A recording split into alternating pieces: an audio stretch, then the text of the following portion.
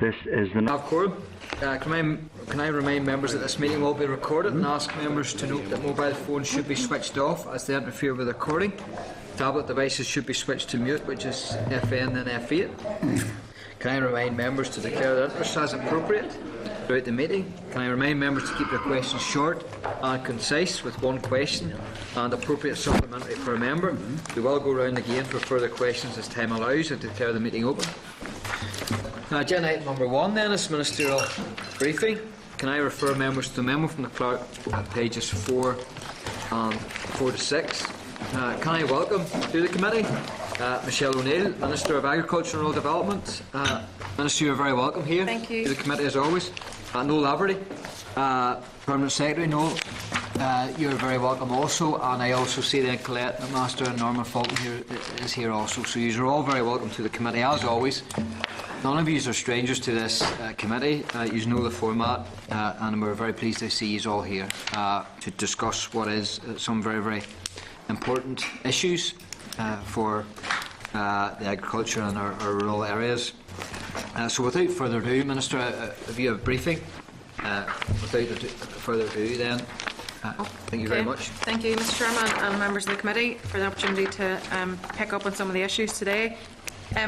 Perhaps if it's helpful, what I was intending to do is split the presentation into 2 parts. So firstly we deal with the current position regarding the new Rural Development Programme, including the issue of budget for the programme, other CAP Pillar 1 issues such as direct payment model, 1 or 2 regions, active farmer definition, etc. And then following that, if you want to break and have some questions, then I'll pick up on the residual issues from yesterday's debate. Okay. So if you're happy with that approach then. So firstly then, turning to the new Rural Development Programme 2014 to 2020, members will be aware that the consultation period for the draft proposals on the next RDP closed on the 21st of October 2013, and that concluded a 16 weeks period of full consultation that began on the 1st of July. The consultation proposals were developed by my officials in conjunction with the RDP Stakeholder Consultation Group. The consultation document clearly set out the schemes that are proposed for inclusion in the next programme. These schemes are aimed at supporting the agri-food industry by promoting sustainable growth and competitiveness, improving biodiversity, mitigating climate change and tackling poverty and social isolation in rural areas. The proposals were grouped in the consultation document according to the 6 European priorities, and my department set out the reasons behind the inclusion of the proposed schemes, and we asked questions about the proposals in each of the European priority areas. We'd also ask questions about how the programme should be delivered and about the financing of the programme, including whether funds should be transferred from Pillar 1 to Pillar 2 to accompany the consultation document. Indicative costings of each of the proposed schemes were also published. The response to the consultation were broadly supportive of the plans for the future programme, and they didn't identify any new gaps. The needs that were identified during the development of the draft programme have not changed as a result of the exercise. Many of the comments received have helped DARD to make further improvements to the proposed schemes. My department's response to the consultation comments will be made available on the DARD website shortly. Our way ahead in developing the next RDP is clear. We will continue to develop our plans for the programme in conjunction with the stakeholder group, which meets again at the beginning of April. My officials will also be continuing to draft the formal programme document that will ultimately go to the EU Commission. Regarding the programme finances, as I said earlier, that we had published indicative costings for each of the schemes during the consultation. We now know the amount of funding that's available to us from Europe. We also know that a zero transfer rate from Pillar 1 to Pillar 2 has been declared to the EU Commission. This has obviously caused a shortfall in the funding that will be available to the next programme.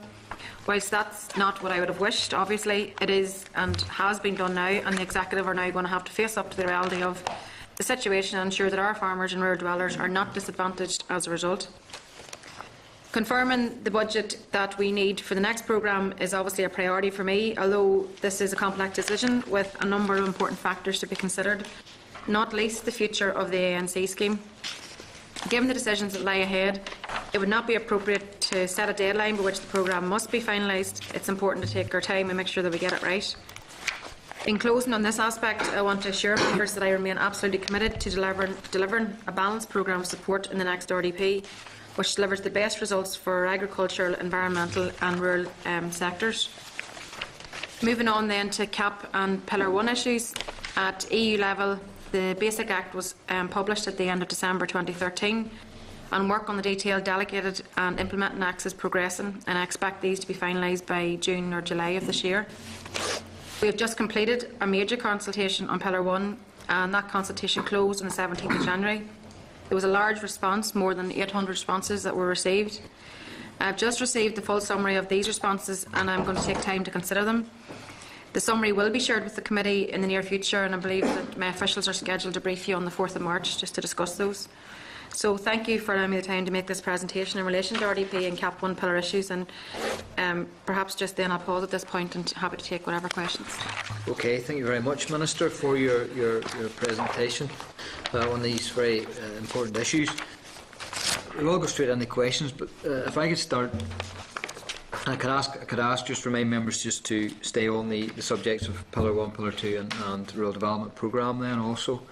But Minister, with all of this, and this is very complicated, and fair play to anybody who has to go through this and find a good solution that suits Northern Ireland. So it's not easy. It's very complicated. But whilst you've had the 2 consultations, and whilst your officials have reported a number of weeks ago on the consultation and on some of the ideas that you have within that, when will you be in a position, and this is not to, we have the timescales that we have to do this, but when do you think that you'll have proposals or concrete proposals to take to the executive in order to let the executive assess, but also for you then to bid for funding or additional funding to complement those schemes? So that's the first question. Yeah, and I'm not trying to be evasive, but it is hard to put a definitive timescale on it. But I suppose, suffice to say, it's sooner rather than later, because we want to make sure that we give even the department time to bed in the new systems and the changes that will occur. And we also want to give as much information out to farmers as possible and rural dwellers, so that people are alert to the changes and can plan accordingly. So the consultation, particularly in Pillar 1, obviously, has just closed.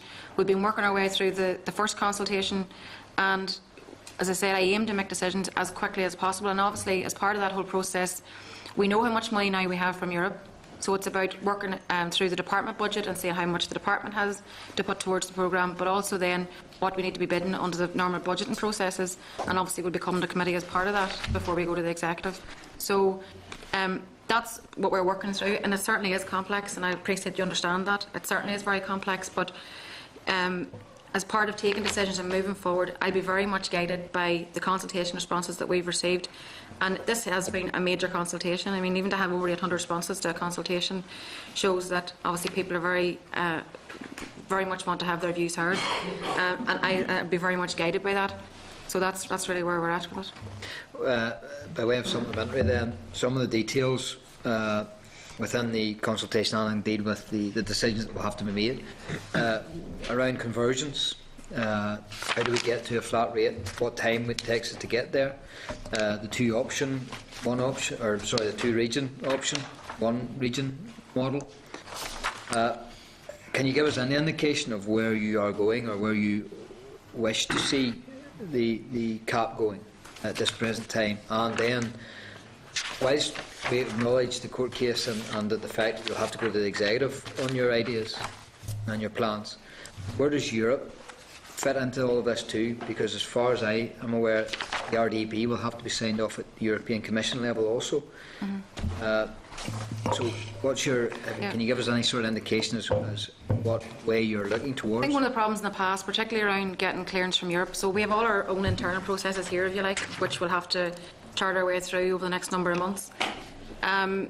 And we're actually already engaged with Europe on that. We're developing our plan and actually talking to officials at a European level to make sure that they're aware of, I suppose, if you like, the direction that we're going and the general areas that we're looking at.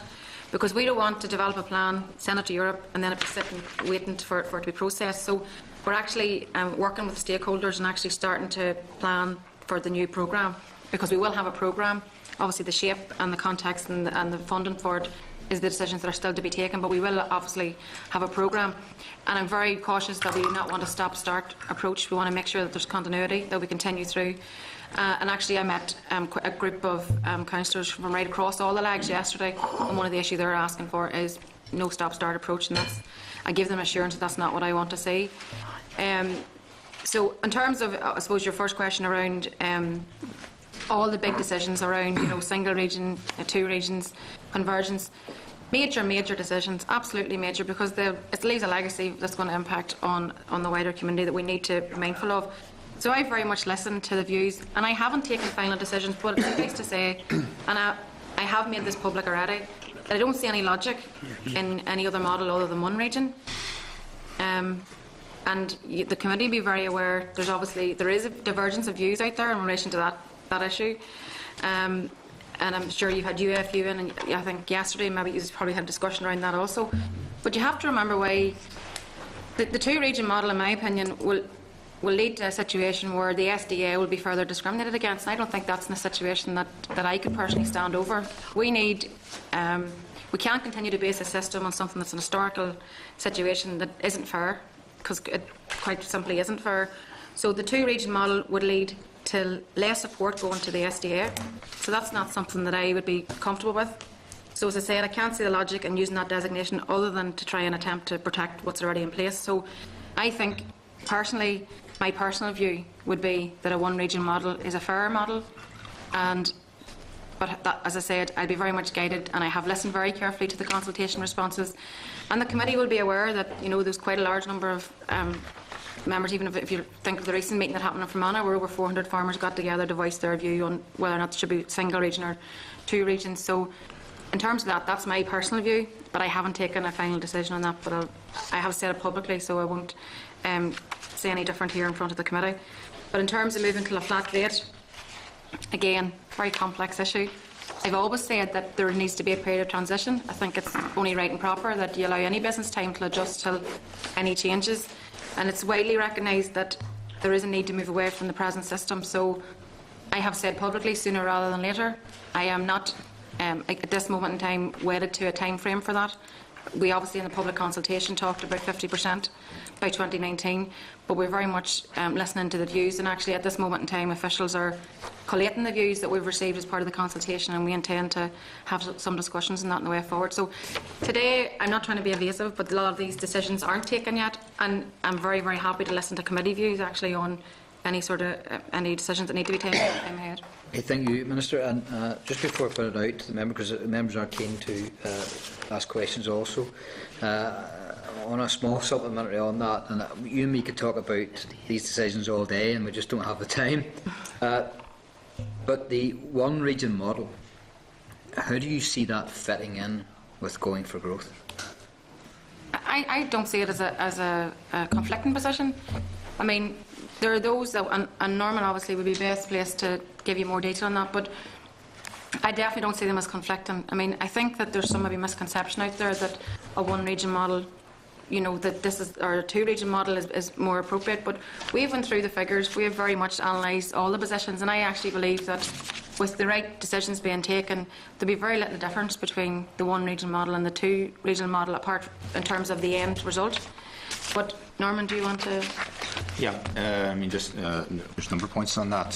First of all, I suppose go right down to the very basics. Pillar 1 is not intended to support production or to boost productivity. It really is an income support measure. That's what a decoupled mechanism does.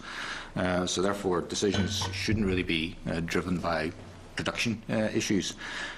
That aside, I mean, as part of the analysis that we put out with the consultation document, we asked the FAPI team at AFBI to look at the potential impact of moving towards flat rate support, and the modelling work came back and said the impact would be minimal in progressing towards flat rates. So it really just reinforces the point that decoupled support has a very, very muted impact on production, and so the distribution of that support would have a very muted impact on production.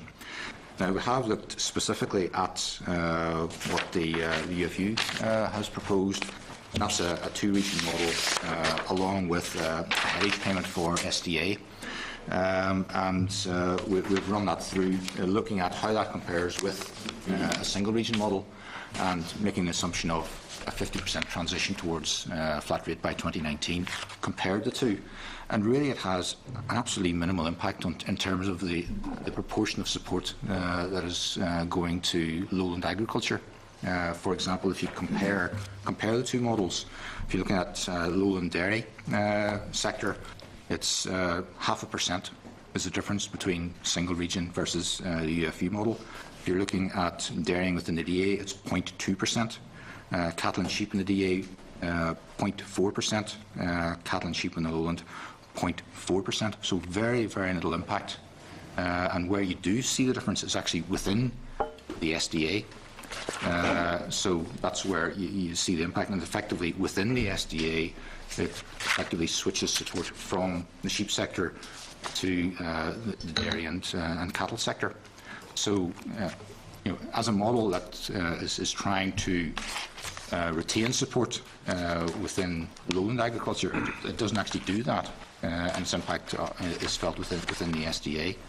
And overall, has very little difference in terms of net impact compared with just a simple single region approach.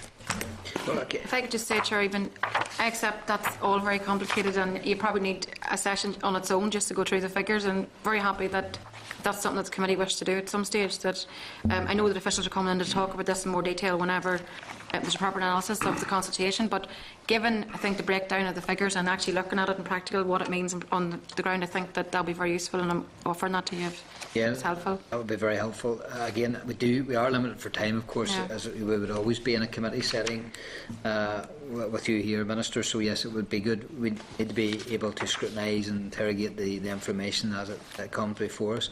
I could go on, but I'm going to have to let it out to other members. So, William Irwin. Thank you, Mr. Chairman. In relation to the single region or a two-region model, some of the main players in regard to the Ulster Farmers Union and the Food Strategy Board seem to think that a two-region model is best suited for Northern Ireland. With my discussions with some department officials, is it not the case that the main reason for the department wanting a single region is that it will be easier administrated from their perspective? No, it's particularly whenever we look at all the consultation responses, it's very evident that there is a real divergence of views here. So it's not a one-sided argument. There's very much a split in views, but I think a lot of that is down to the fact that there's maybe some confusion, if you like, around what actually it means for individual sectors across the thing. That's why I'm saying that it'd be actually very useful if Norman at some stage was able to talk you through the different sectors and what it would mean. And I think there's also, and it's very clear, I think, even from when you met with UFU yesterday, there's a recognition that in order for the single or for the two-region model to work, there would need to be a coupled support towards beef as well. So, and there's not a feeling from the consultation that actually people would want to see that. So, if you're not make this point, if the end result's the same, why would you make things more difficult for yourself? Well, I mean, the Irish Republic, Scotland, the number of regions had support to the suckler industry and to a beef premium. So, I mean, it's not all the regions are doing it and has done it, which has helped to help the suckler sector, and I think the suckler sector is going to be in real deficit in the future. So I think it's vital that some sort of how that's put together was classified as a welfare support, or I think the Republic had a welfare support scheme or something like in that region. It maybe wasn't seen to be coupled, but it was a scheme whereby it did give aid to the suckler producer, and I think there's no doubt. I think anyone that's farming on the ground realises that there will be real difficulties ahead for the suckler producer and for the, that especially. Yeah, absolutely. And I don't have a closed mind even looking towards what type of supports we can put in place for a suckler scheme. But I think that the two-region model is not the only way to address those issues. As I said, there's not support for a couple scheme, but how else? And we actually are in discussions, and I'm in discussions with officials around what type of supports we can bring forward, and that obviously in the mix of that discussion is there room, or are we able to do some type of suckler scheme? So the point I'm making is that if the end result is the same, we shouldn't try to make things more difficult for ourselves. That's the point that I'm trying to make. As I said, I think it'll be really helpful for you to go through the figures with Norman. You'll be able to see the breakdown. If we can come to the same position at the end, if the scheme's simpler, everybody will welcome that, including yourself, I'm sure. I know this mightn't be an issue maybe really for the Minister, but I mean, in just this last week, I know beef producers have seen prices drop by 30 pence a kilo, and just on top of that, we have a situation where we're told from the 1st of April there's going to be a massive cut in the price of animals that have moved more than four different farms. You're aware of that, I'm sure. I mean, I think I've been speaking to a number of farmers today on this issue. I was on the way down the motorway when I got 2 calls. Farmers are going to hit very, very badly in regard to this. If this is going to come into play, farmers need time. I mean, to try and bring this in inside a month's notice certainly will be very bad for farmers and will lose very heavily. Whereas if farmers had known last year, the year before, well, this is going to come into play, they can adjust for that and ensure that those animals are not moved a number of times. So, what's your feeling on that issue? Yeah. It's not something obviously we can address through this programme. I know but that. but it obviously is an issue, and market forces are at play, and we've all those issues, and it's obviously it's very hard to influence those things. But that being said, I absolutely recognise the difficulty this is going to cause, and I intend to do a round of meetings with those involved to to see what can be done. I know that I've heard just in even the local farm media over the last couple of days, we've seen Naomi and different people on speaking. I think that collectively we need to be a strong voice to support the farming sector, because it's those people that are being continually pushed.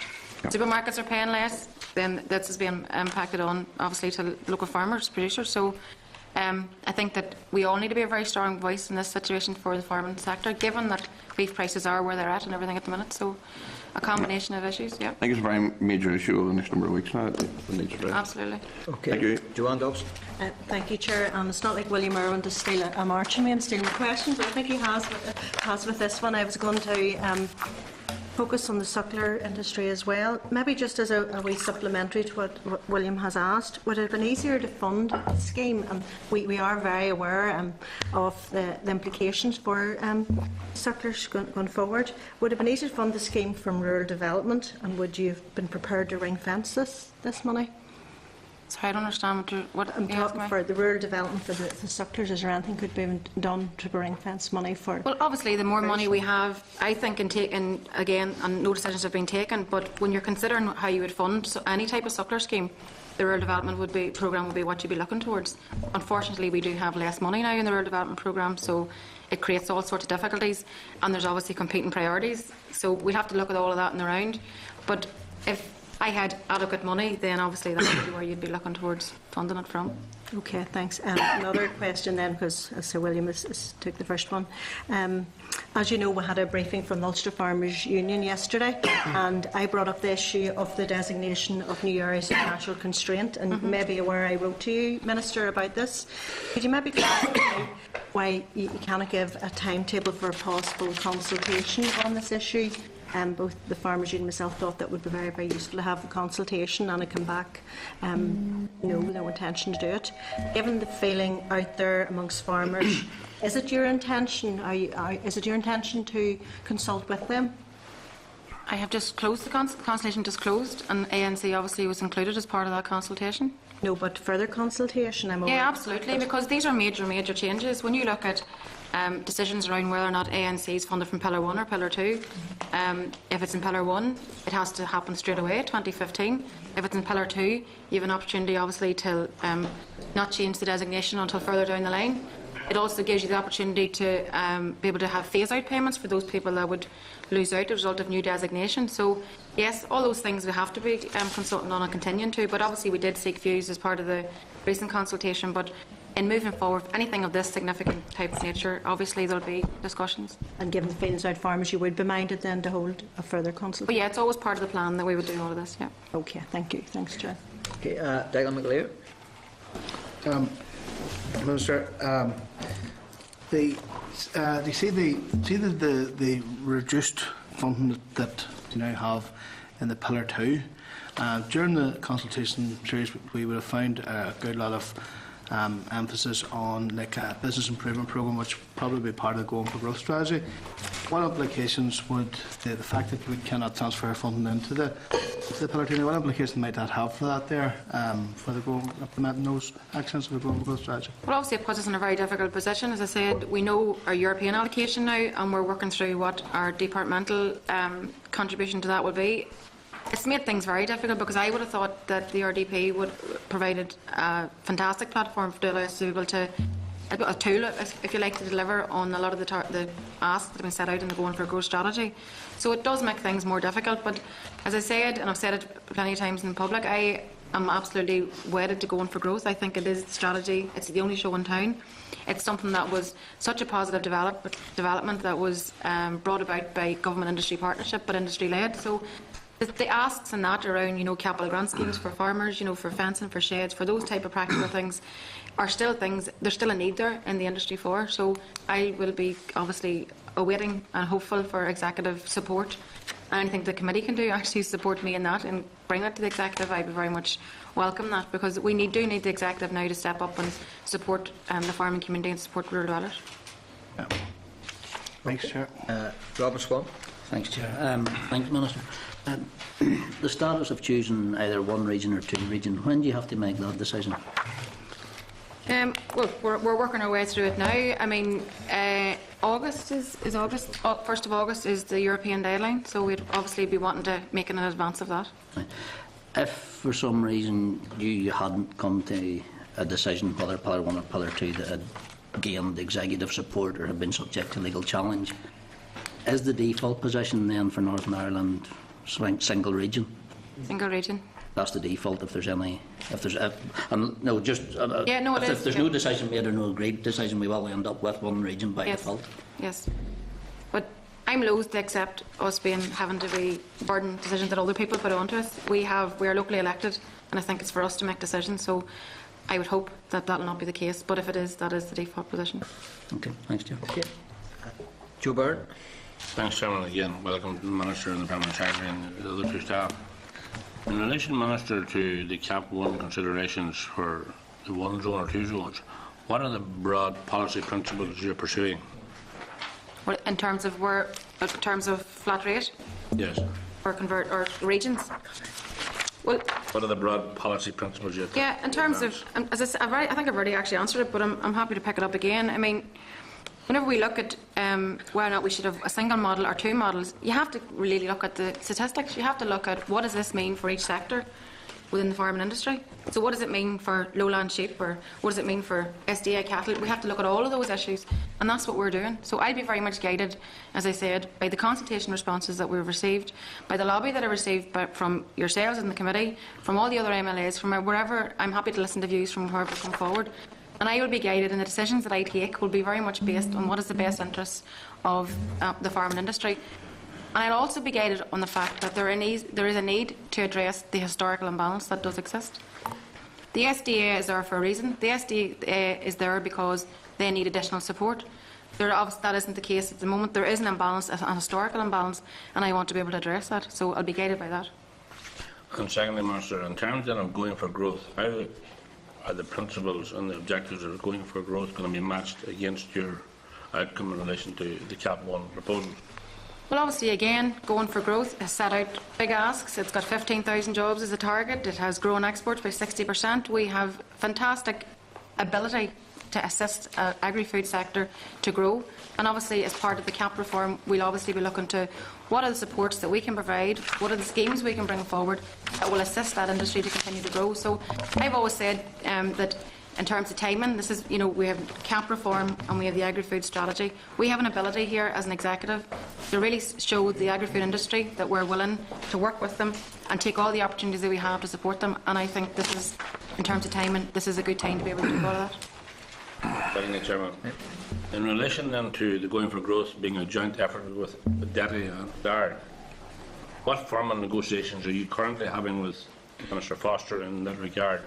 And secondly, what formal discussions are you having with Simon Hamilton to try and resolve the situation regarding the rural development programme going forward? Well, there are no other discussions to be had with Simon Hamilton in regard to the rural development programme. The decision has been taken. Europe have accepted that there's a 0% transfer rate. So, But being the Finance Minister, you will require his consent absolutely. to any additional funds from the Executive Absolutely. to augment what is now a limited budget. And I'm pleased that he has made some public statements, particularly in the Chamber and question time, where he has said that he is willing to support the agri-food sector. So well, hopefully whenever I go to the Executive, that will also be would be borne out in actual decisions on how they're going to actually support me moving forward. Does that mean we're depending on megaphone diplomacy? Well, maybe that's how you do business, Joe. It's not how I do business. I'm In terms of, question. and I'm answering it. Have you had any formal sit-down meetings to try and resolve these issues? What I have done so far is that we have had Agri-Food Strategy Report response, which has been developed between myself and Arlene Foster, the Deputy Minister. That has now gone to the Executive. We're waiting for that to go on for discussion at the Executive, and then I hope to have approval. And when I have that approval, that will be a good news story for the agri-food industry. So I'm happy. I want to have outcomes. And what is the bid that you're currently making then in relation to augment the RDP programme? As I just said earlier on, we're actually working our way through the budget process now. We know what the European allocation is, and we're now working our way through what we have internally within DARD. We'll also be bidding to the Executive under the new budget process, but that's all part of the normal work that the committee goes through, so the committee will have sight of that in due course. So there's no fact shift? Well, I'm very clear what I've set out, and I said if we have the European allocation, we're working our way through a process. But keep it simple, are you looking for 100 million, 200 million or 300 million, or figures in between? I'm not at a stage where I'm going to tell you what I'm bidding for, because we are working our way through the process. I've said from the outset of the discussion today, I'm not being evasive. We haven't taken final decisions, but when I do take final decisions, I'm very happy to come to committee and discuss it further. Thanks, Chairman. Alderman Mullen. Yes, Chair, thank you, and thanks, Minister, for the presentation. Whenever the whole case of Pillar 1, Pillar 2 and the 7% and everything else, when all that was done and then went to the courts, and we all know what happened after that there.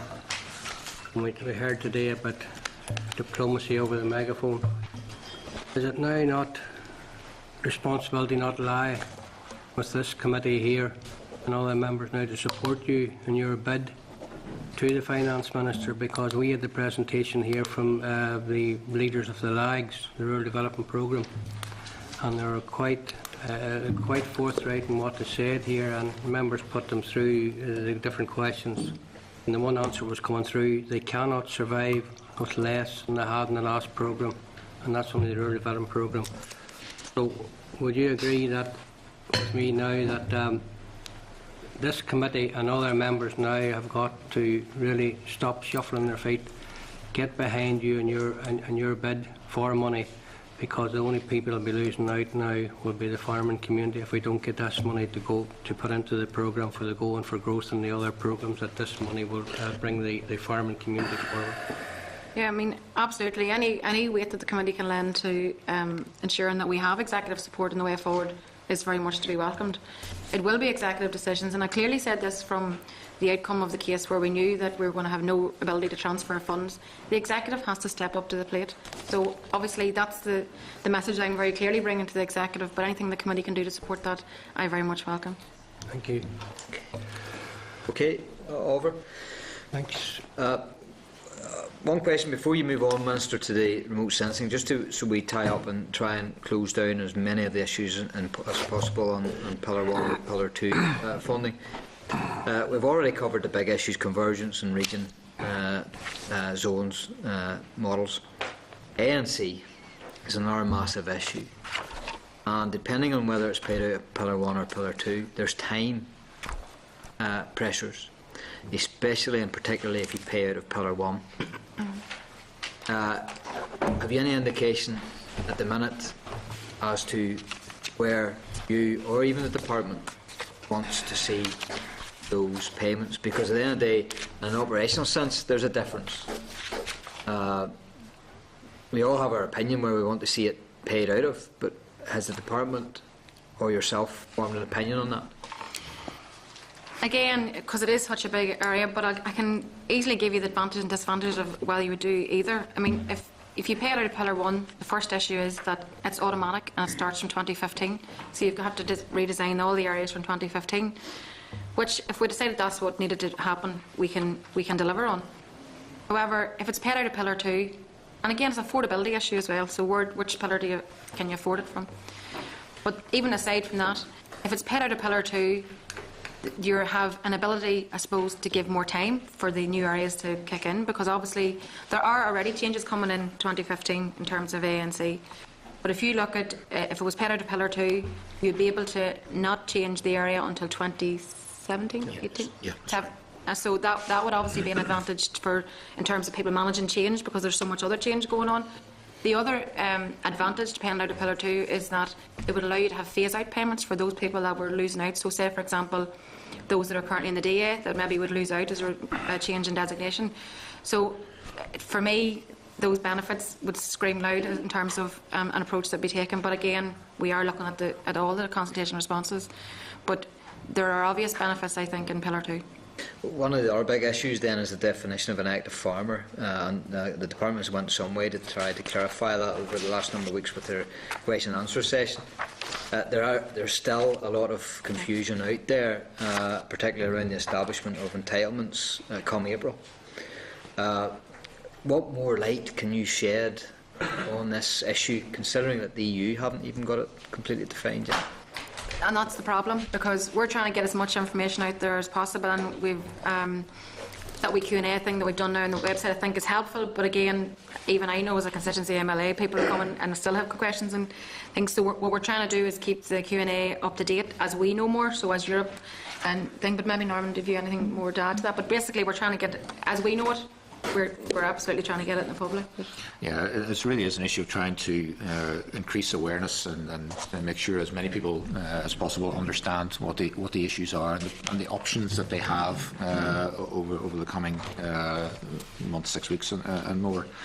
So yes, we are trying to keep the question and answer brief that you have on the website up to date, and we're adding to that as more sort of common questions are being posed, and so we can reflect that in the briefing, and people can access that. But it's also, actually making contact with everybody. So we're looking at actually sending out a letter to claimants from single farm payment to make sure that they're aware of this information that is available to them on the website, and direct them towards that. That is an issue, because whilst people know there's an issue, and they will look and read the farming press and the media on this, and they will stumble upon the question and answers on the website. There are still some people out there, some landowners and some farmers, who aren't aware of this time and this change and this definition for the 1st of April. What more can the department do to get that message across?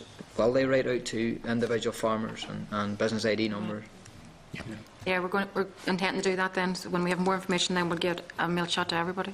Okay. And we're also advertising in local papers as well, to try and draw attention to this issue. We recognise that landowners in particular may not necessarily be tuned into the agricultural press, and so it's sometimes difficult to actually reach that constituency. And so we're making efforts to try and to overcome that particular problem. Okay. I see two people, William Irwin and Joe Byrne, wanting to speak again. I don't think we have the time to go right round again, so I'd ask you to be very concise with it. It's just in relation to the same question, almost as you asked yourself, around the active farmer. But a farmer myself, I suppose, declaring interest in that. But I can see problems. We've only a short time to the 2nd of April. The transfer of entitlements has to happen before that, if it's going to happen. There's still no clarity. That transfer is set in stone, that can't be changed. I presume is that the case? And if that is the case, I think the urgency on clarity is, vital. I mean, it's every day lost is a day lost. And I mean, I know there is a lot of confusion out there on the ground. There is a lot of confusion. So, in the absence of clarity, how do you expect everyone to know? There will be those that are switched on and will take advice from farmers. Again, there's 35% or thereabouts of all land rented in Con Acre. So it is a big issue for Northern Ireland, and I hope that the department is fully aware of that. Yeah, one of the areas we have been looking at is making sure that enough people know so they can make their own business decision, because obviously inevitably these are business decisions. Yeah. But you have to be able to have the information. So we looked at how we were advertising and how we were getting that message out. The other area that I'm looking at, because some people have raised it with me, is that date set in stone, or is there an ability to give some flexibility? So that's, whilst not making any commitments today, that's something that we are looking at. Is there any flexibility that we can bring to that. Now, you wouldn't want to leave it open-ended either. You obviously have to, but if there's an ability for us to even extend it a little to allow people then just a bit more time to understand everything, then... I think the second rate was going to be very, very tight. That's all the concerns that I'd have, yeah. Thanks for that. Okay, Joe Byrne, Deputy Chairperson. Chairman, just on the same theme, is the department given any consideration maybe to issuing a sort of a booklet guideline on this issue, because it is one of the most controversial issues out there, great degree of uncertainty, and even some of the farming consultants are at variance with each other. And I think the sooner the department gets some confirmed guidelines issued, the better. Absolutely. Well, the other area that we're looking at in terms of building on what we've already said is we're looking at, can we letter everybody as well, just so people have all the information and they can go and then make their own decisions based on having that information. So, as I said, we were alert to the issue that the deadline may be an issue for some people, and I don't want anybody to be able to say further down the line they didn't have all the information to make the proper business decision. So, but that's the things that we're trying to do. Okay, we'll ask you then to speak on the remote sensing issue and obviously the debate we had yesterday. There's one small issue I need you to address first of all, just for our own information, and I apologise for springing this on you. We visited AFBI last week. It seems that AFBI is maybe doing a piece of work on an environmental impact assessment on intensification that could come out of Going for Growth. If they're doing that work, I assume it's for DARD. Have the EU Commission asked for that work? Is there any issue around the intensification of... Is this an environmental assessment on Going for Growth? Yes. Well, there were some issues, I suppose. Yeah, I can come back to you, but I think that the Commission have raised that as an issue, but I can come back to the Committee with a definitive answer. Yeah, as far as I'm aware, the Commission have raised it as an issue that we need to explore if we need to have an environmental assessment on Going for Growth, even though a lot of the individual elements of Going for Growth would have their own environmental assessment. So we're not...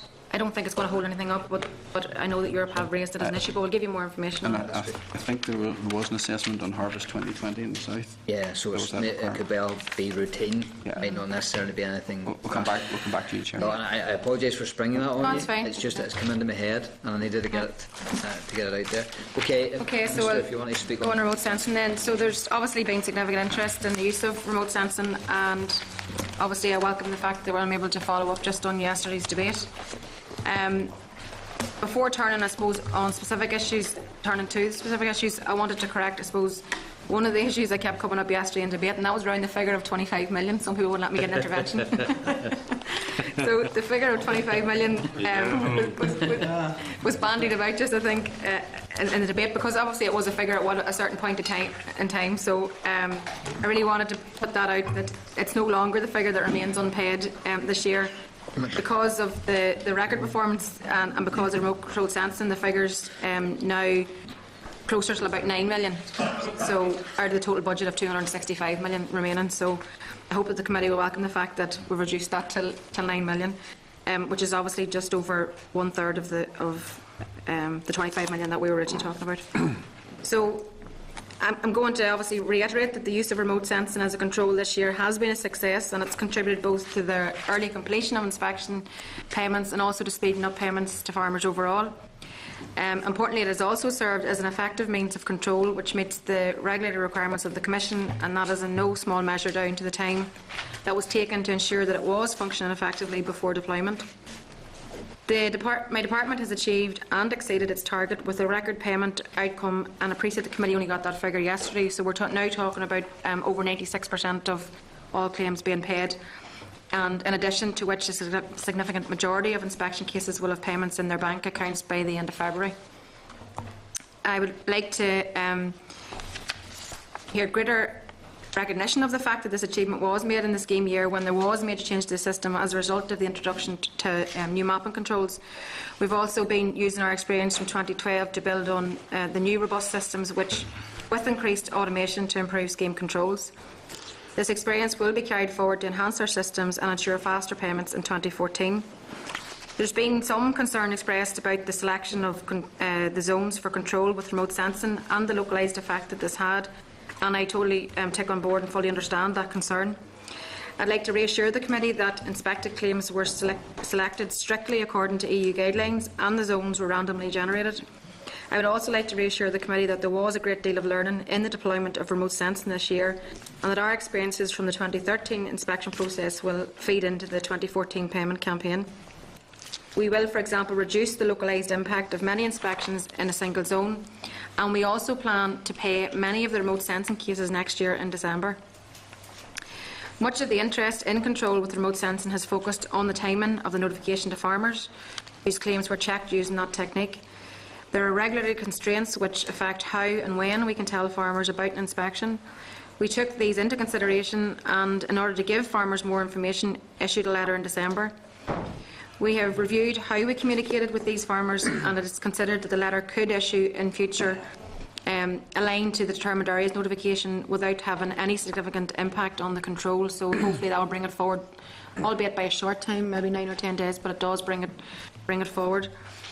It will not be the case that we will send farmers advance notification of the satellite photography, because that would be unacceptable to the Commission. I hope that members will understand that I've had to strike a careful balance here, but also that I have listened to the concerns that were expressed during the debate yesterday. One theme in the debate yesterday to which I'd like to return was that because there was a long period of time between May satellite photography and then February payments, that I think some members felt that it must have been the case that remote sensing cases were set aside. I'd like to reassure the committee that the claims selected for inspection by remote sensing were not set aside and ignored.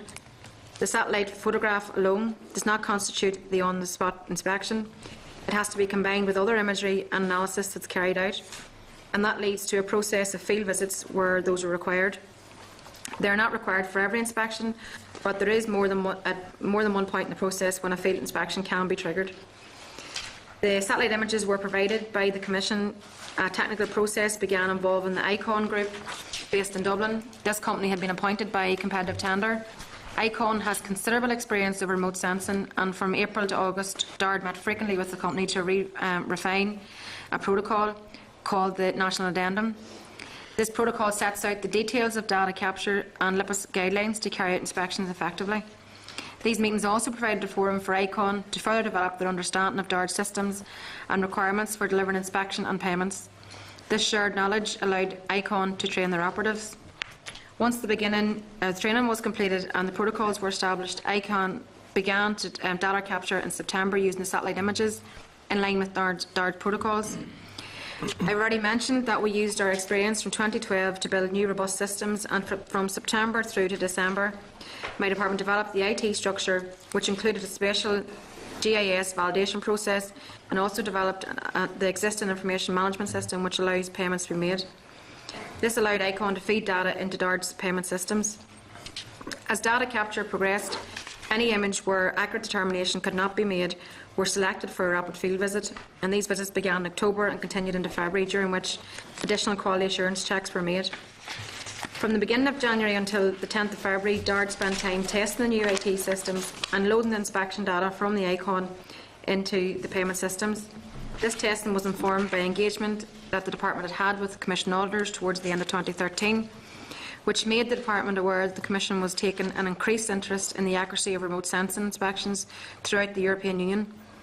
It meant that the standard of inspection accuracy had to be high, and that meant that reviewing even more closely those cases where there was any doubt arising from the photographs. So the building of systems that was so vital in the run-up to the payment was not unique to remote sensing cases. Systems were also necessary to allow the new LIPIS maps to be linked to all claims and to other aspects of the control system. There is an intense annual cycle of payment processing, which means that at no time is there luxury of building new systems in isolation from the real world of delivery. Payments began on the 10th of February, and this morning I can confirm that 430 inspection cases by control with remote sensing will reach farmers' accounts in February. Many more will be processed for payment before the month's out. Where the remote check has identified queries about the amount of land declared, additional work, including farm visits, will be required, meaning that these will take some time to process. However, we are striving to pay outstanding claims as quickly as possible. So just want to thank the committee for the opportunity to clarify some of the points, and of course there's obviously learning points, but none of us can I don't think it's fair to ignore the fact that there has been success in terms of achieving faster payments for farmers. So that's really me picking up okay, thank you very much, Minister, for that presentation and being concise. I don't know that there's any merit in going into the why and why not. That was yesterday at the debate, but members are entitled to ask whatever they wish. My focus now is on the future. How many remote sensing inspections will be carried out next year? And although you tell us you can make more advanced notifications, which is 9 and 10 days, which is absolutely nothing, will help no business plan for cash flow and plan their business and not receiving the cheque in December. You could initiate rabbit field visits sooner, which basically gives the farmer the indication that he's involved in an inspection, which means then he may well not get paid in December. So I understand your difficulty with legislation and EU issues, but if you can tell us how many remote sensing inspections will be carried out next year, and then how quickly you'll be able to do rapid field visits in order to give those people indirect notification. Okay, well, again, I suppose we're working our way through this process and trying to get the payments out, and that's been the focus. And just to say that staff are in over the weekend and working evenings just to try and get everybody paid as quickly as possible. And we are 4 months better off, so I want to keep making that point because it is a good news story, and I accept that you took that on board even yesterday in debate. I think that when I say there's lessons to be learned, there always is lessons to be learned when you go through any new process, and I do believe that we can look at, because I think the main issue that people had concern with was that if you have a build-up of farmers in the particular geographical area, when we have 2 areas chosen, the impact that has not just on the individual but also the wider network, I think, if you call it that, then I think that's something to be looked at for future years. So I don't intend that we'll have 2 focused areas like that again. I think there's a way to be able to spread that out that's not, given the limitations of your taking satellite imagery, it needs to be in a certain area size to make it worthwhile. So the system has worked, but you definitely can tweak it to make it better for next year. And also next year we hope to have the majority of people paid in December, so that'll again improve things even further, that hopefully this will not be the issue. I mean, no, we're not trying to be over bureaucratic or try to make things more difficult. We're trying to protect what is almost £300 million in supports by carrying out these inspections. As I said, I don't have a figure for how many next year, but as I said, we went from 250 last year to 1139. The total number of inspections we do is just over 2,000. Just over 2,000. In an ideal situation, you'd want to have the majority of those done by remote sensing, so that'll allow us to continue to make, at this moment in time, everybody paid faster, but in the future, if that includes part payments and all those things, then they'll all be possible because we are doing it this way. Okay. But you're asking with notification. regards to rabbit field visits, Yeah. if you were even to do them sooner, it gives people an indirect notification that they're involved in an inspection. Fair enough. I think that's a valid point. I mean, because once you're visited by inspector, you know that potentially you're in that category. So I think that's something that, again, in terms of lessons learned, that Andrew and the team will take forward. Do you want to? That's really. Yes, absolutely. I mean, we were limited in how early we could start this year, but we do. If you're looking to the future, why were you limited? Was this because of the computer? Because we had to do so much system testing. Yes. So whilst some inspections, some rapid field visits were carried out in October and November and December, many more were carried out after that, and that was just necessarily so this year. But that we expect to be a one-off. We want to see more benefits next year. Just one point in the immediate future, Minister. You says that you've paid 430 out. I don't mean to go into nitty-gritty, but each one of these payments is a massive thing. Yeah. 430. I did get word from Andrew indirectly last week on the 13th of February there was 440 paid. Can you just clear up that discrepancy for me? And that might have been. You can speak for yourself, but I'm assuming that might have been inspections in its entirety. I'm not. I have no recollection of the 440 figure, but no, I think this is the very latest. The earlier figure was 400. Right, we're now at 430, but I'd need to go in and look where a figure of 440 came from. But it is possible in these things that another number can come along. But it's and we might be at 440 by now. I'm not sure. It was earlier this morning when I checked. It's just if that was the 13th of February, that was last week. So no. Because at the end of last week would have been at 300, and then we're now up to that was about 400 yesterday, and now 430 today. So we are, incrementally. It's the picture's changing all the time, but you wouldn't have been able to say 440 last week or on 13th of February because that wasn't the case. So can clarify just what that And what that again, means. I stress it was indirect, so it wasn't me speaking to you, Andrew, or you speaking to me, so it was Right. it was just information I got. Right, okay, thanks very much, thank you. Chair, I'm not to be thing, but I have to be away at 25 to 3 at the latest. So just Okay, well, try and rush through these as much as possible. Joanne Dobson. Thank you, Chair. Minister, it was very useful to have the debate, I felt, yesterday on remote sensing, and we did establish that you can't control the weather. Robin and myself held a very successful meeting in Gloucester recently with 150 farmers, and I just want to thank Andrew Elliott for his assistance providing the officials. It was a tempered meeting, and at one stage it was said the officials were like turkeys voting for Christmas, so tempers were very, very useful, but I think I got the impression the impact this had in that area. Can you give us a target date for your department getting to grips with the issue? Because what confidence can farmers have year on year that they face the prospect they said of being guinea pigs by the department for the remote sensing? And why is there no target date set for getting on top of mapping? Well, I mean, I think track record speaks for itself. And year on year, we've had improvements in the system. And whilst I accept that if you're in that small minority of farmers that have been waiting for your payment, that's a stressful situation. But by and large, the bigger picture is a better picture. I think stressful wouldn't even come close if you ask your officials, Andrew, that were there. I engage with farmers all the time, so I'm very aware to the feeling, and I've engaged with plenty of people that are waiting for their payments, so I totally understand that. But you shouldn't lose sight of the bigger picture, that's all I'm saying. The bigger picture is a better picture. We are 4 months ahead of where we were in 2011, so each year the track record speaks for itself that we're trying to make this into a better system, a fit-for-purpose system that can get payments out as quickly as possible. So next year we'll build even further on that again, and I hope that's testimony enough to farmers that we're trying to make this all better, that we can get payments out. I want to pay the majority of people in December, and that's the aim. It's a target, I think. That's the target for next year, that we'll be able to pay people all in December, the majority of claims in December.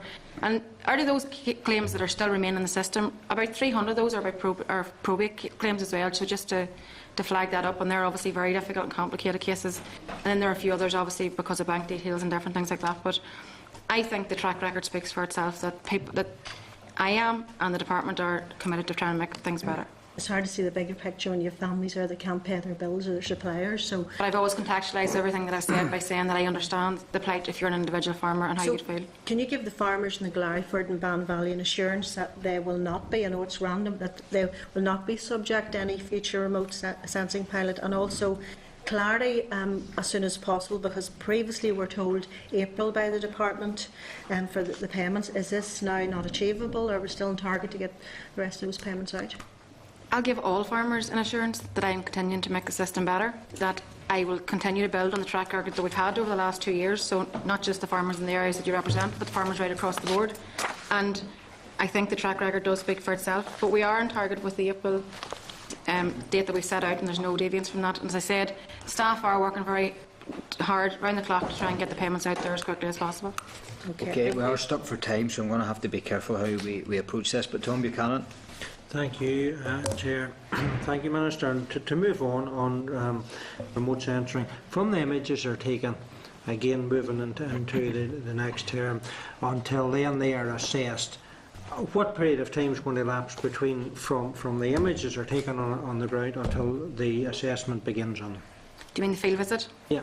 Well, from the images are taken by the satellite until for farm until the work begins then on that assessment of that application. Do you want to come in the technical end of it? Yeah, in terms of the practicalities of next year, this year, I should say, the 2014 year, we would expect the work to begin on them several months earlier than was possible this year. I don't want to be exact about that because there are a number of factors, other things that we have to decide that can impact precise timing. But what I would envisage, for example, in 2014 is that you're just as likely to get your payment in December if you've been subject to a remote sensing case as if you haven't. You know, so in other words, it'll not be something in 2014 where the farmers will be saying, you know, I was particularly unlucky to have a remote sensing check. The remote sensing check will feed through the system far more quickly because the systems have now been substantially built. Right. And given that the areas this time were randomly selected, and I've no doubt that that's the way they'll be done again, how can you ensure that it's not going to be in concentrated areas, but it is going to be broadened out more? Well, some of the things you can look towards is, you have to be randomly selected to make it fair, obviously. But you can look at, can you increase the number of areas? That way there's less people in a particular geographical area. So those are the things that we're looking at, because we want to obviously come back to the point that the Chair raised earlier around the concentration in one area and the impact that has. So let's try and mitigate against that for next year round, and I think we'll be able to do that. And just one other question, is remote censoring going to be cost effective for the department? Yes, I believe so. I think it'll take a few years for us to be able to fully put on record the actual savings, but there's no doubt about it. The cost of this compared to the traditional way will be very much evident. Okay. Sorry, just obviously we'll do an evaluation of it formally to make sure, but having made the investment in the systems, we want to make sure it is value for money. We are going to struggle to get everybody in here in 3 minutes, but Joe Byrne, Deputy Chairperson. Yeah, Chairman, Minister, just in relation to the issue that William Ehrman raised earlier about the beef prices collapse at the moment, would DARD support an effort to try and have live exports of cattle, beef cattle again from Northern Ireland? I'm aware that Libya, for example, the new government is willing to accept live imports of cattle. In the past, it was a lucrative trade from Ireland to the Middle East. So can we ask maybe the Permanent Secretary, could he advise what's DARD's position in relation to supporting or otherwise live cattle exports from the north of Ireland? I need to come back to you, Mr Byrne. I wouldn't like to just get on the off-the-cuff answer on that. Well, the reality is we've got a strategy to want to build on 60% increase in our sales and exports. So, I mean, that's obviously a key. So whatever barriers are there to trade that will impact on that, we'll have to take it on as a major issue. So there's obviously a target. There's a target there already in place, and we want to work with individuals to be able to deliver on that. And Chairman, I think there is a trade mission going to Libya soon, and one of the key areas that they want to talk about is agricultural produce. So can I advise, or maybe request, that the department give serious consideration to doing some input or putting some input into that? I think the ETA Minister is going there. Okay. I'm just going to say, I mean, obviously exports is something that we're very keen to explore, and if we're going to reach our target, then that's something that we have to work with industry and address the barriers, which are quite often it's the export certificates that are the barriers. So we have officials working on exports China right across the board. We have looking at quite a number of areas. It actually might be something that the committee might want to talk about someday in terms of the areas that we're targeting. Okay, and I don't mean to rush everybody and anybody, but if we can keep this to 1 minute, question and answer. Dale McAleer. Yeah, briefly, Minister, I'm glad that originally I thought whenever I come back to the committee today that it was a bit of overkill, but I'm glad now because there's some things were clarified today, and that was very, very good. Just a couple of questions on the remote sensing. Roughly, would you have those figures? How many of the remote sensing cases out of the 1,100 would require a rapid field visit? And is it possible, as the technology develops, to treat the 6 counties as a single zone for the inspection? In the region of 30 to 40% required a rapid field visit. We have to finalise the figures on that. It could vary between those two, but that's the territory we're in, I think. And sorry, what was the second? Right, zones. It's really a practical issue. It's with satellite imagery and where you would place it. So it is treated as one area, but it's just targeted different areas as a control zone. It would be our ambition to try to make sure that we cover different areas as the years go by, so that we're not just stuck always in one place. Now, subject to the restrictions of randomisation and all the rest of it, that is a direction of travel that's important to us. So, okay. We do need to make sure that all farmers feel it's important to comply. Okay, Robin Swan. Thank you very much, Chair. Under your satellite imaging, is all of Northern Ireland accessible? Is there any parts of it that you can't cover? There's nowhere that we can't, with the additional benefit of rapid field visits. So there could be certain areas where, for example, there's high amounts of rush and scrub mixed together, where we would definitely want rapid field visits.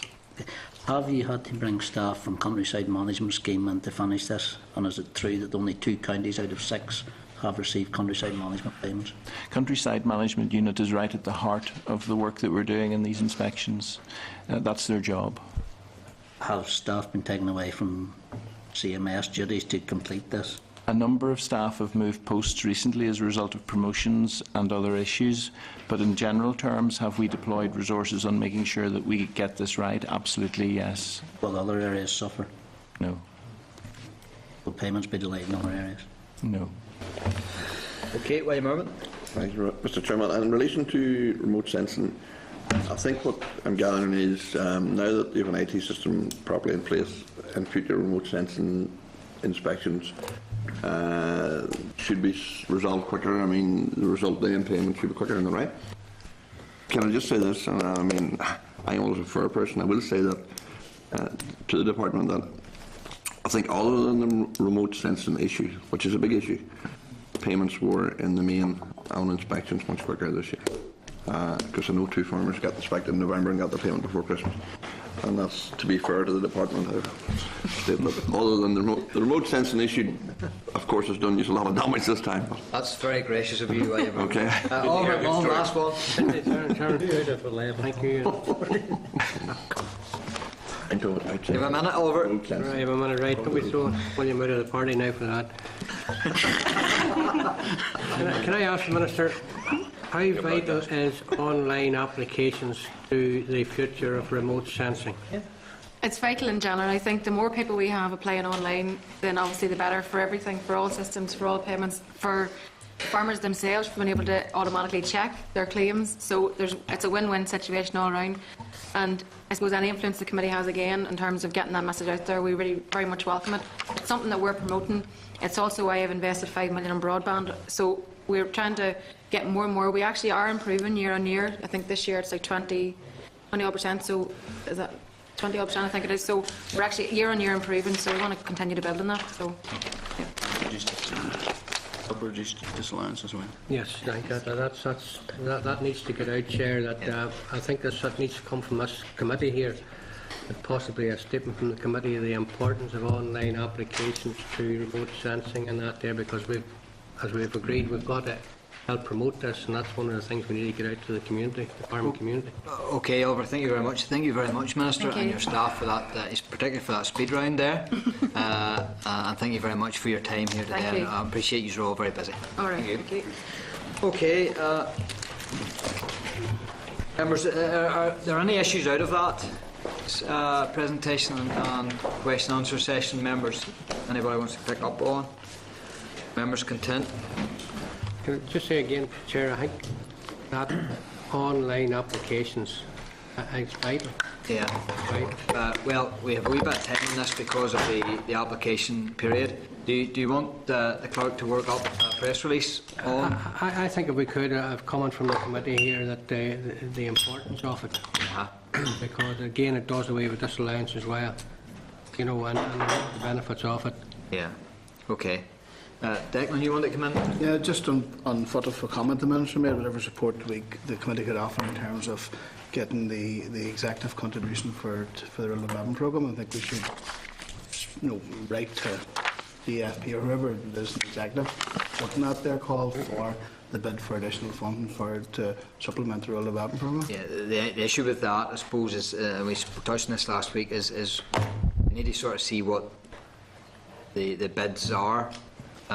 Both in financial terms and also in actual programmes, rural development, and then also the percentages with regards to Priority 6 and the agri-environment schemes.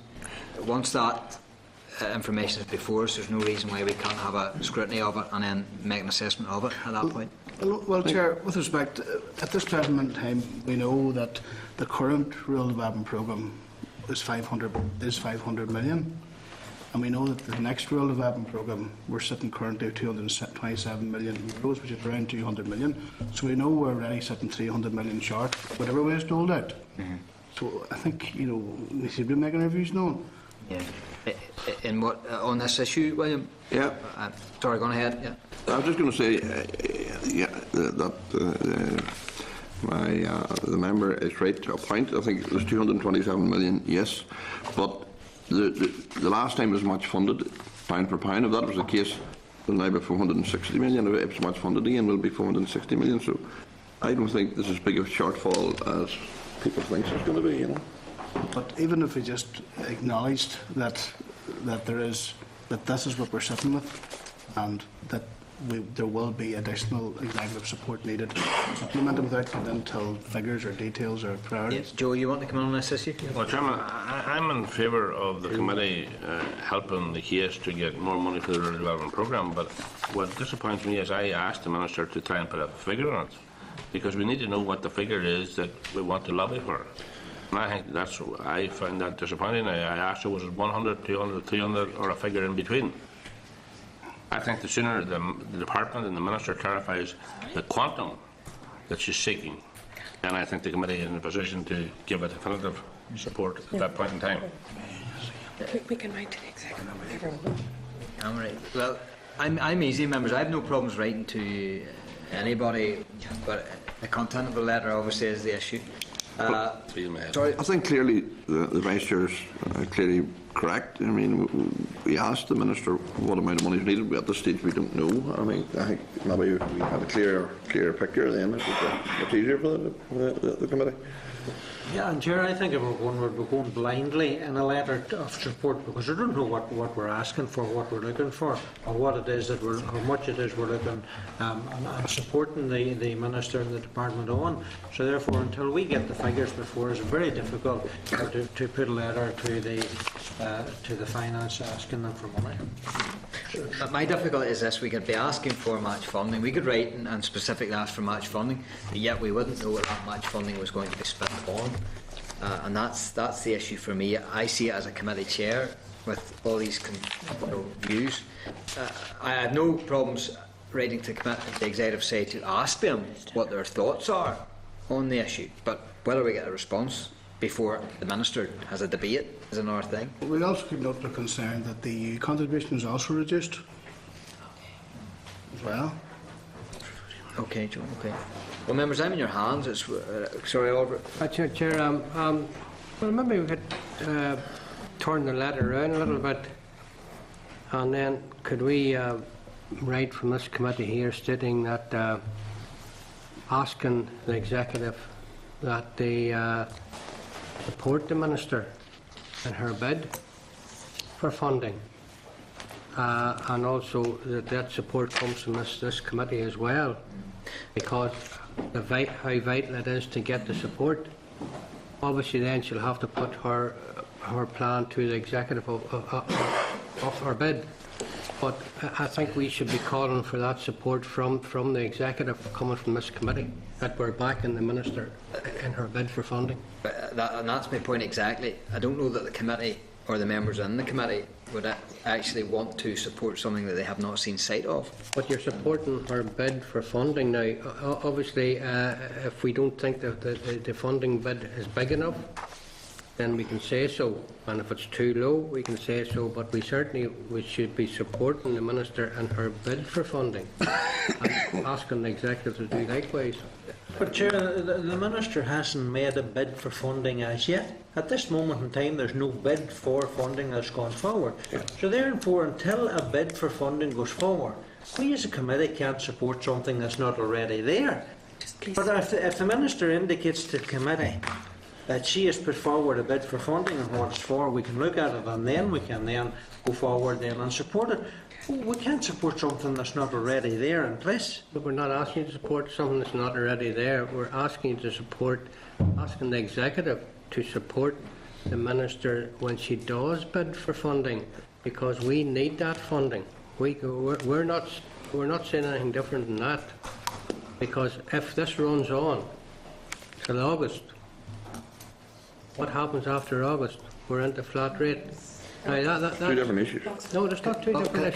Can I say then? Right. We need to get that. We need to get that support from the executive, because we've heard the delivering from the lags here a few weeks ago.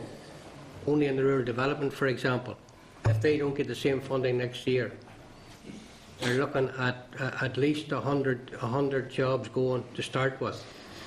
It was 90 or 100 jobs going to start with. They need the same funding as the last programme through the chair. So that's only one example of it. But we need to make sure, as an agricultural committee, that the executive will support the Minister. Now, whether that's a large amount or a small amount. I can see your point, but whether it's large or small, we must make sure that executive will support the Minister. Yeah. And it's vital that we support the Minister. Can I suggest that the committee would write to the executive asking them to put RDP on the agenda? And because the committee would be keen to see rural development programme sorted. And support the Minister in her bid. Why can we? She hasn't made a bid yet. Because the Minister has not made a bid. No, I know that. We have not, as a committee, which is a scrutiny committee, we have not seen the detail of any bid. So how can we support a Minister? If she comes before this committee, and this committee can make a definite line on, yes, we agree with this, or a section of this, or a part of that, then we could write and support. There's absolutely no problems with that. But until we cannot, that's like saying to the Minister, we are going to blindly support you in whatever you do. And we can't, as a committee, we would lose credibility. No, we're not asking you to do it. We are asking the executive to support the Minister when she bids for her funding. But it would be a wee bit silly if we write to ask the executive to support the Minister when maybe this committee won't support the Minister. Well, then that's the question now. Does this committee support the Minister? We don't know because we have not seen any bids.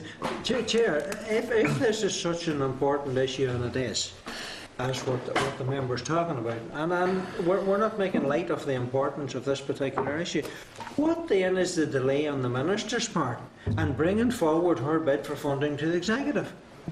There's certainly a delay somewhere in the Minister and the Department's part and bringing forward this package or this funding bid to the executive. So therefore, let the Minister and the Department get their skates on, get their funding bid that they're going to put the executive brought before this committee, and certainly once we scrutinise it, I have no doubt we'll give it.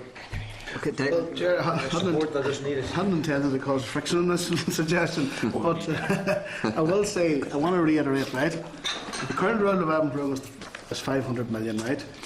The next one, we're sitting with 200 million as, right? We know, for example, from the Agri-Food Strategy Board, that we'll be needing a contribution of around $250 million from the executive for that there. So certainly, I don't think the committee should. I think the committee should make its voice heard. And like in many other circumstances, the committee doesn't sit around waiting for the Minister. So there's no reason why we shouldn't make our voices clear. And there's no problem with writing, but would we have agreement that we'd write to the executive and, for that matter, the Minister, asking them to consider rural development programme as quickly as possible? And just noting the committee's concern that the reduced EU contribution. No, I think there's a couple of issues. One is you 1 year less this time, so if you the shortfall is not as big as people makes it out to be. If you take the programme's 1 year less this time, so you divide that by a fifth or sixth, so you take that off. I mean, the last time it was matched pound for pound by the executive. So I have no doubt this time there will be some match funding. I don't know what way that will fall. I have no idea, but I have no doubt there will be some. Chair, following on, sorry, I don't want to get into the middle of this, the UP Sinn Féin spot about who's right and who's, but anyway. Constructive debate. The UP should try it. You tell me what to say. You tell me what to say. It would be great to know the UP's position on The department, the Sinn Féin minister has laid her papers before the library, but the DFP minister won't. So maybe we will look for that. I know the UP don't have money to sorry, Chair, what I was going to say here, I know committees usually aren't the place for scoring political points, but I don't think that's going to stop you. So, what I would say, I think the Chair had agreed that we will send a letter. I think Dignan's last point was that we noted the diminishing EU contribution, which I think is something we could agree on. You noted it. Yeah. Aye. Yeah, again, I'm in the hands of the committee, really. Yeah. It's the diminishing EU contribution that Declan actually raised with I don't think there's anybody around here who wouldn't be concerned about it. Yeah. Are we looking for the same funding as in the last programme? Now, Oliver, you're pushing. Well, that's a different. Looking for more. Are members content? Well, if you're agreeing with all of that there, and it's very an emotional plea you're making, and I've got my hanky out here and everything else, but if you're agreeing with that scenario, then you're looking for the same funding as the last programme. Because if you look for any less, you don't have the same programme. Absolute nonsense. We're just noting. My eyes. We're just noting. So again, if members are agreed that we can write to the Executive and the Minister, ask them to resolve the rural development programme as quickly as possible. And noting Noting- their concern noting with the reducing mission. EU contribution. EU contribution. I will draft something and bring it back next week. Are members content? I'd have to put at EU and Westminster. All in your hand, Popcorn for next week's Well, it's up to you to prevent a political crisis now. So Might I just add, Mr. Chairman, we're talking about the exact same pot of funding, or some members are, but in the last programme, I mean, I was a member of one of the LAGs, and I mean, right across Northern Ireland, they were running helter-skelter to try and get the money spent any way they could to get rid of it, because it was going to have to go back to Europe. So, I mean, that's the situation that there is the last time there was that much money. There's maybe 100 million going to have to go back to Europe. So, I mean, we need to be realistic in what we expect, you know. with respect, Chair, this isn't a discussion about how rural development money is carved up. This is a discussion about the rural development programme per se, and that includes the farm business improvement schemes, and that includes all those measures, right? So I want again to debate around the different priorities. This is about the programme per se. And I'm content to That move debate's for forward. another day. Yeah, I'm content to move forward as we have. Yeah. Members agree? That's why I mentioned the presentation there. That presentation by the lags would be the bedrock of our left. Right, okay, well, again, it's only, the lags is only one part of rural development. Very big scheme, very complicated. We're a big part of it. Okay, moving on then, members. Agenda item number 2 is apologies. Do we have any apologies? We have one from Judith Cocker. Sorry to come in. Any other apologies? You're prompting me. Okay. Agenda item number 3 then is Chairperson's business. Can I advise members that I have received an invitation from the Ulster Farmers Union to its annual dinner on the 28th of March 2014, and I will be attending. Can I advise members that I received an invitation to attend the Gibson Centenary Lecture in Queen's University, followed by dinner on 18th of February. And I am unable to attend. The Deputy Chairperson has indicated that he will accept the invitation. Can I remind members that an agricultural question time is at 2 p.m. next week. We will, as agreed, start the meeting at 1 p.m. Please note that in your diaries. Members content then? What's this? One note training. Okay, there is training, one note training for all committees, which is part of the tablet devices. Will be available on the following dates: Wednesday the 26th of February, Visitors Restaurant, and Thursday the 13th of March in room 115.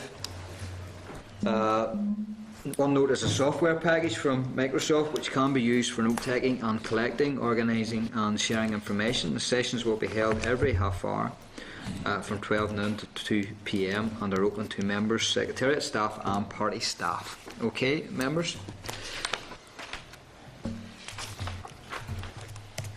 Moving on then, agenda item number 14 is minutes of the meeting, 11th of February. Can I refer members to the draft minutes of the meeting on the 11th of February?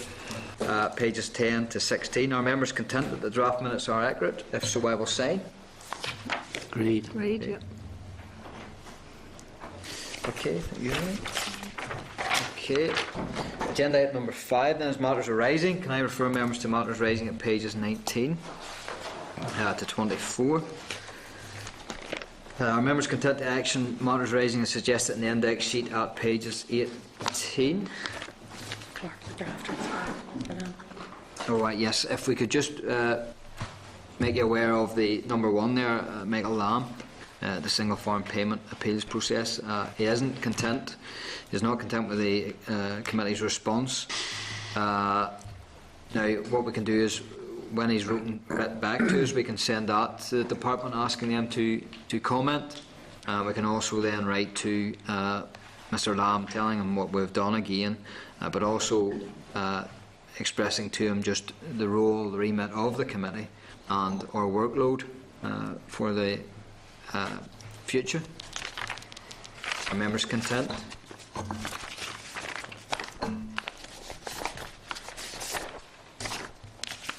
Members content with that action?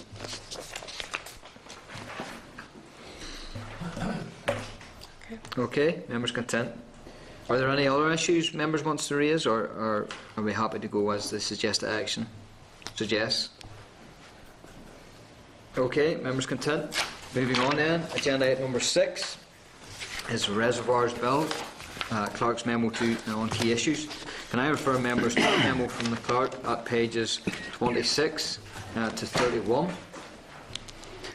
on the key issues and allocated questions on the Reservoir Bill.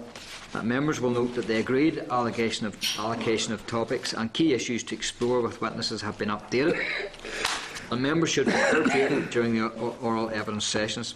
This rota does not prevent members asking supplementary questions or any other questions that they see fit. As agreed, I as Chair will ask the questions on the topic allocated to a member if the member is absent and isn't present. Can I remind members that not all questions will be appropriate for all witnesses? This is particularly the case for the NIEA today, who are up on the single issue of discontinuing or abandonment of a reservoir. Can I just say, if you have any doubts, there's no problems either indicating to Stella here or coming up to Stella. She may well be busy. Oliver, do you want questions to be allocated to yourself? Last time you didn't want any of the questions, but... Well, I was late on last time and I didn't quite... So we'll get you allocated, just so you're aware. There is categories you could probably pick up there. I've one there that you could probably take off me if need be. There's a couple of members have too. So, but the Chair, would you mind if I spoke to the Clerk? Yeah, that's fine. No, all right? No pressure now. Okay. I'll speak to the Clerk maybe later on or tomorrow. Can I also advise members that any questions not asked during the oral evidence sessions on the Reservoir Bill can be passed to the Clerk, who will seek a written response. Can I seek agreement that the committee writes to the Minister to request better financial information on the likely cost of compliance with the legislation and the grant support issue? Are members agreed? Okay. Agreed.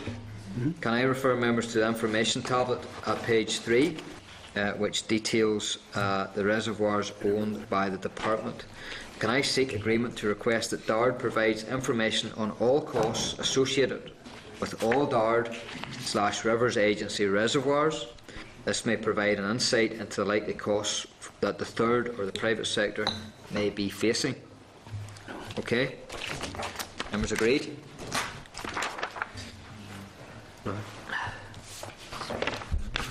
Okay. Okay, agenda item number 7 then is the Reservoir Bill. Can I just ask members just to be vigilant, because if members do walk in and out of committee meetings, you might be called sooner than you actually think. So if you can be vigilant and be aware, I might call you to ask questions, just on your allocated questions.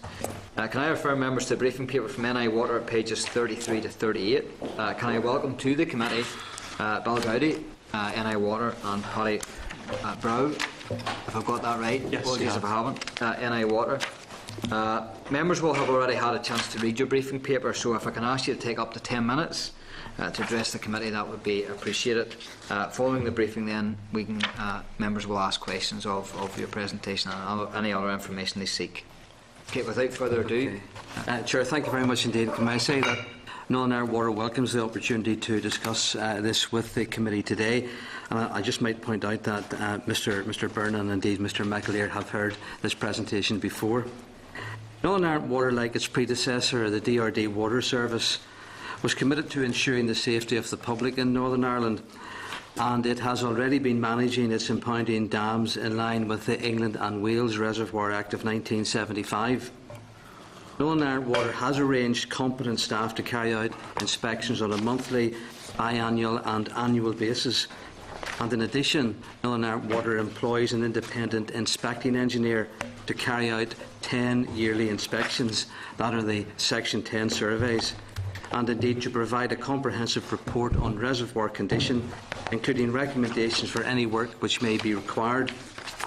The independent inspecting engineer holds an inspecting engineer certificate and is a member of the All Reservoirs panel under the Reservoirs Act of 1975. For any improvements identified, in the Section 10 surveys.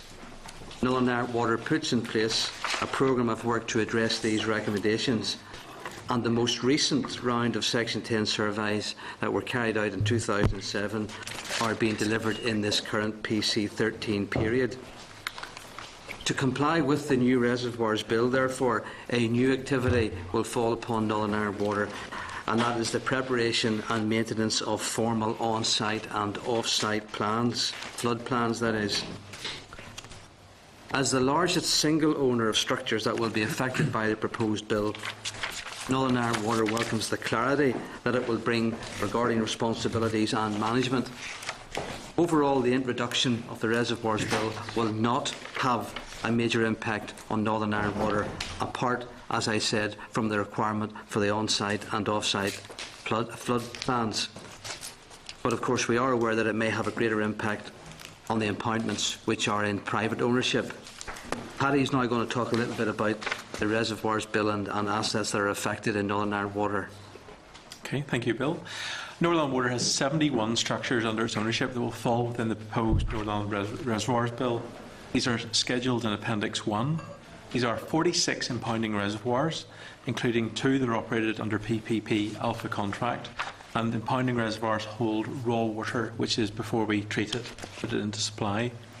In addition, we have 25 service reservoirs or clear water tanks at 13 different sites, including 2 that are operated by the PPP Alpha contract, and these are ones that hold treated water just before it's put into the pipelines. For the majority of the sites, Northern Ireland Water will be the designated reservoir manager and carry out all related responsibilities. In preparation for the introduction of the Reservoirs Bill, Northern Ireland Water developed an action plan to prepare for compliance when the bill is introduced. This plan was completed in 2011 and is currently being implemented. Hand back to Bill. Chair, I would just like to say a few words about the Reservoir Bill and how it will affect Northern Ireland Water's estate management plan in relation to disposal of reservoirs that have been declared redundant. Northern Ireland Water's estate management plan lists a number of impounding reservoirs which are no longer required for operational use and are therefore may be disposed of. This is because each reservoir has been out of service for some time and each has been assessed as being unsuitable as a future source of raw water. Despite each being out of service and where possible leased for recreational use, such as fishing, these unused reservoirs do not make any money for Northern Ireland Water. Indeed, they cost money and therefore require ongoing inspection and maintenance. As a public body under our regulatory licence, Northern Ireland Water is required to manage efficiently its assets and to obtain best value for the release of unused assets. There are a number of factors, of course, which we take into account when considering the sale of surplus reservoirs. For example, the recent economic issues which have impacted upon land values for property development and other commercial uses. And then this proposed Reservoirs Bill is likely to reduce the potential sale value of disused impounding reservoirs where the buyer proposes to maintain the structure to retain water, and this is because new owners will be required to fund and implement a legally required programme of surveys to carry out the maintenance that would be recommended. Councils and environmental bodies are concerned that many of the impounding reservoirs should remain in public ownership because of ecological and environmental benefits which have been realised over the past number of years. Government departments such as DCAL and councils are of course reluctant to accept these new cost responsibilities. And then finally, I might just add on this point that Northern Ireland Water has included funding in the next set of Section 10 surveys to be carried out in 2016-17, and we've included these in our PC15 business plan, which we are going to submit to the utility regulator in March 2015. And then finally, Paddy is going to say something about the Camlock Dam arrangements. Camlock Dam near Newry is a particular example of an impoundment which is operated by a range of bodies and will be affected by the new Reservoirs Bill. Due to the complexity of the arrangements regarding this particular impoundment, we've sought to provide more details in our briefing paper. The Newry Improvement and Water Act 1871 set up the Camlock Waterworks Trustees to build a dam on Camlock Lake to regulate the flow and supply of water into Camlock River. The trustees are technically the owners of the dam, however, all are now deceased. Camlock Lake has been used as a raw water source since local government reorganisation in 1973. The current rate of abstraction by Northern Water from the lake is 5 megalitres a day, roughly serving a population of 20,000 people. As Northern Water does not own the bed or the dam and has not historically been inspected or maintained it, there is nothing within the terms of the historical or current abstraction licence for the Camlock Lake that would constitute an obligation to maintain the site or impounding structure. In February 2010, Rivers Agency informed Northern Water that a panel engineer had indicated the dam should be cleared of vegetation and an inspection made. In 2011, Northern Water commissioned a preliminary inspection of the main dam at Camlock Lake for 2 reasons. The first was to assess the assets being used by Northern Water to supply drinking water into the Newry and surrounding area as part of our 2012 Water Resource Management Plan, and the second was to inform our own consultation response on the proposed reservoirs bill. This report was completed in February 2012 and concluded that a high-level estimate of costs to improve the dam's safety in accordance with the requirements of the England and Wales Reservoirs Act would be in the order of £3.4 million. In addition, annual operating costs of around £13,000 would be required for maintenance and inspection. There have been a number of stakeholder meetings to address issues of ownership and responsibilities under the proposed Reservoirs Bill, as well as a way forward for the funding of surveys and improvement works. URS consultants provided a report to the key stakeholders on the 3rd of February, which set out a revised, more accurate estimate of the cost of the works that necessary to improve, to comply with the Reservoirs Bill. That was £2.5 million. The annual maintenance cost thereafter, and considered a number of options. This report was then developed to further inform discussions on deciding how to fund and deliver the works to improve the dam and to consider the future ownership and long-term maintenance. A meeting recently took place on the 6th of February to discuss that report, and we're progressing the actions resulted from that. In relation to the ownership of the dam, Northern Water has no interest in becoming the owner of the reservoir, as it is uncertain whether or not it will be required as a source of raw water from 2017. Uri and Mourne District Council have stated an interest in becoming the owner, however needs to understand the associated operating and maintenance costs. A number of legal issues also remain to be resolved. That concludes our evidence. Okay, thank you very much for your presentation in what is a very technical area and bill that we're scrutinising.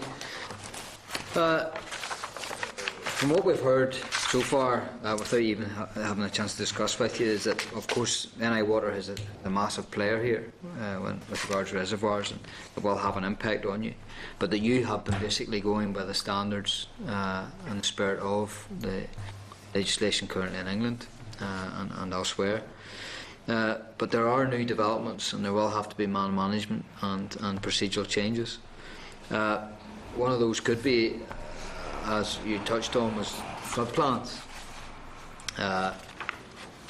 especially for the high and medium risk control reservoirs. Have you any indication how much that will cost and the difference that will make to your organisation? And then also what should be in a flood plan? Yes, we think that preparation of flood plans will cost us in the region of £60,000 for all of our reservoirs. We already hold much of the information necessary to compile them, and we do welcome the Reservoirs Bill will provide a well thought out, structured approach for how the information should be provided. So in that respect, we welcome that component of the Reservoirs Bill. If it's going to charge you, if it's going to cost you £60,000 throughout your reservoirs, and you have that information already compiled to a certain degree, what would your thoughts be on the private and third sector having to compile the same information, maybe from scratch? Well, I think if there was ever an issue with the dam, this information would be invaluable, because what does it provide? It provides information on the area which could be flooded. It provides information for first responders and emergency services on what area could be impacted, who to contact. It's essential information, and if a dam does present a risk to life and to property, I think that information should be available. And seems appropriate to have it in a structured format. So I think there'll be a mixed bag out there, undoubtedly, where some employments people will have this information, and some the information won't exist but should exist. With regards to, we heard not so long ago about the sale of reservoirs from NI Water. I don't know how many has been sold or successfully sold, or what the state of play is there, but there is that risk that they could well be drained. I know there's certain technical words that are used with regards to this. Are you in the mind to drain these reservoirs if, one, you can't sell them, or they are of no use to you and they're costing you money? And if you are, how much will that cost you to actually drain? If I answer that one, we have 23 surplus reservoirs. That is reservoirs that are declared as not being used for drinking water purposes at all. And we will go through a process under our licence to operate, which demands that we offer such reservoirs for sale, surplus property for sale. Of course, before we do that, the DRD Minister, Minister Danny Kennedy, has insisted that we explore all of the opportunities to transfer any of those reservoirs to public ownership. That's the first thing. And that process will take some time to do so, because we understand the sensitivities of these reservoirs. The reservoirs, in fact, have become very much into the community, so people enjoy those reservoirs. So we don't take the sale of these things lightly. If we ever have occasion to draw down the reservoir permanently, well then, whenever we do that, again we have to take that very seriously as well, and we will have consultations with the Environment Agency and many of the other statutory undertakers, or indeed residents, to make sure that any draining of a reservoir is done in a proper and an appropriate way. I think, though, we're far from that at the moment. Currently, actually, as I'd said in my opening statement, we're carrying out some maintenance works as part of the Section 10 surveys. So there are a number of reservoirs around the country at the moment that have been drained, or at least lowered down a little bit. That is to expose some of the mechanical equipment that is in the reservoir so that we can get it fixed, mostly water towers, offtakes, some platforms, etc. So you may come across some reservoirs that are drained at the moment, or lowered rather. That's only to facilitate this maintenance work. They will be filled up again to their normal level. That's what's happening now. But in the future, should we ever have to drain anything down, we will take, as I've said, full recognition of all the requirements of all the stakeholders, including the Environment Agency. NI Water recently informed the Regional Development Committee that the average cost per reservoir was between $15,000 and $20,000 per year. Could you undertake an exercise for this committee on the costs, providing maybe a list of every reservoir, its capacity, its provisional risk designation, and the costs associated with the operation on the reservoir bill, and how that will impact? Now, we would write to you to formally confirm those details, but would that be in order that you could do that? Yes, we can do that. The order of magnitude of £15,000 to £25,000, just to explain to you, the committee, includes all of our costs. So it's our labour costs, it's our plant and equipment costs, it's all those overall costs. I wouldn't like the committee to think that if a reservoir went into private ownership, for example, that those maintenance costs would be identical for a private owner. They may not be. We are taking this, as I say, on a broad sweep, a generalisation of all of our costs associated with maintaining these reservoirs. But certainly, when it comes to looking at the cost of reservoirs, we can identify, in as I say, in general terms, how much it costs us to maintain those reservoirs and to operate those. And indeed, as Paddy had said, it'll cost us round about £60,000 to develop the on-site and off-site flood plans for those reservoirs. Okay, I'm going to bring members. Robin, do you have any questions? Not in this presentation, Chair. Okay, no problem. Tom Buchanan, you want to come in? Yeah, just one question on this. Obviously, within the bill, and we're talking about the reservoir managers as a person or organisation that owns or manages and operates all or part of the controlled reservoir. Now, previously it was assumed that clubs and societies and charities who were the main users but not the recognised owner of the reservoir were actually excluded from this, but there now seems to be some doubt over particulars around the person or organisation that controls the water level within the reservoir. And this could actually pull clubs and recreational societies into this particular sphere where they would be classed as the manager and therefore have to operate the reservoir. Where do you come from on this? What's your thoughts on that? Well, our thoughts are that the reservoirs that are owned by Northern Ireland Water, where we are the reservoir manager, we are responsible for all of the provisions and obligations within the reservoirs bill. So, for example, if we were to lease out a reservoir for fishing or for some other recreational use, as maybe you've described, we still retain the responsibility for those. We are the reservoir manager, we control the levels in the reservoir, and therefore we will accept full responsibility under the reservoirs bill for all of those matters. So none of the societies or clubs that's using them will then be classed as the manager under this bill? That's for Northern Ireland Water owned reservoirs, yes, that is correct. Okay, thank you. Okay. So with regards to the operation requirements, the bill defines operating requirements for the new supervision, inspection, administrative and maintenance regime. You have all these categories and these stages of requirements, particularly for the high and medium controlled reservoirs. Are you happy and content as an organisation with the designation of high, medium and low, considering that England and Scotland, or England in particular, do it differently? Yes, Chair, we are indeed very happy with that. In fact, I think we in Northern Ireland Water would take the view that this reservoirs bill takes a very measured and risk-managed approach towards reservoirs, and indeed the designation of high, medium and low, I think, does provide a degree of development from the Reservoirs Act of England and Wales in 1975, and I do believe that the reservoir safety industry, particularly in the British Isles, is moving in that direction, and I think we in Northern Ireland Water certainly would support the designation by DARD of the reservoirs of high, medium and low.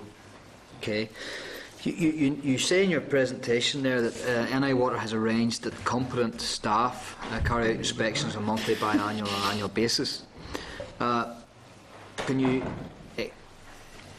explain a wee bit more on competent staff? It's a term I'm very aware of, and again it is certainly a statutory and legal term, but what does competent staff mean for NI Water? Are we talking about the engineers which they're actually talking about in the bill, or are these other people that you won't be able to use them maybe for inspections? And if so, should competent staff be able to carry out this work within the bill? Yes, Chair, Northern Ireland Water do employ competent staff, and their competency is determined by their qualifications and by their experience. So we have a range of staff whenever we look at what are called the supervising engineers, and they would be engineeringly qualified staff who have been trained and have gained experience working with reservoirs and working with water towers, etc.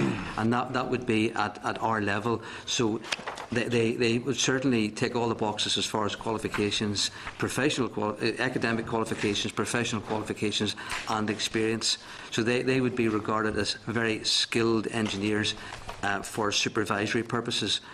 Beyond that, whenever we refer to inspecting engineers, that comes in the bill, well, that's a different category of qualification, and that requires a chartered civil engineer that is appointed or that's on the All Reservoirs panel of engineers, which under the English and Welsh Act is set up by the Secretary of State, and that is certainly the same that would apply here. We have been using the English and Welsh Act and those all-panel reservoir engineers as inspecting engineers for many years now, and that would continue. That same regime would continue. Harry, do you want to supplement that? No.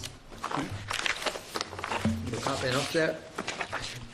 Okay, Oliver, you want to ask the questions? No, Chairman, I think I'm happy enough with that. Okay. William, you want to come in? Yes, on the controlled reservoirs, is the 10,000 cubic metres correct? I mean, we know in England and Scotland it sits at 25,000 cubic metres. What would the consequences be of amending the bill to 25,000 cubic metres? Well, I think, if I may answer that, I think the principle set out by Rivers Agency is very good, the way they're categorised in terms of risk. And a smaller reservoir could constitute a risk depending on the way it would breach and the water would come out of it. So we're happy to support that. For us, it's not really going to make it much of a difference. We think that our concrete tanks, the clear water basins and surface reservoirs, most of them are actually in the region of 10,000 to 25,000, but we think that most of them will end up being classified as low risk because they're heavily engineered concrete boxes that they're monitored 24 hours a day. But that we don't know yet. But we're not concerned whatever way it works out. In terms of impounding reservoirs, only one of them is below 25,000. So most of them are actually above 25,000. For us, it's more important about the classification process and looking at each one in turn, because you could have a smaller reservoir that presents a much higher risk depending on its location and where it sits above properties. Okay. Okay. Joe Byrne, Deputy Chairperson. Yes, Chairman. I'm sorry I'm a bit heading about, Chairman, so welcome the presentation.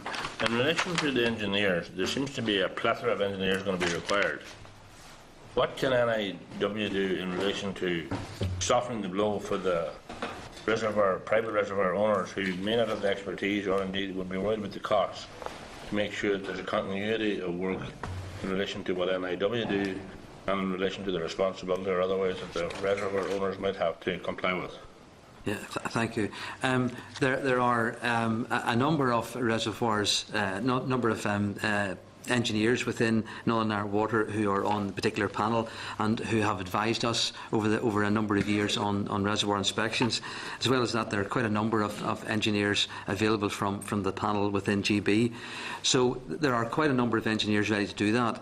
We in Northern Ireland Water have employed a number of those, as I've said, and I do think that whenever it comes to helping the private owners of it, I think certainly we would be willing to give them advice and indeed be able to point them in the direction of inspecting the engineers.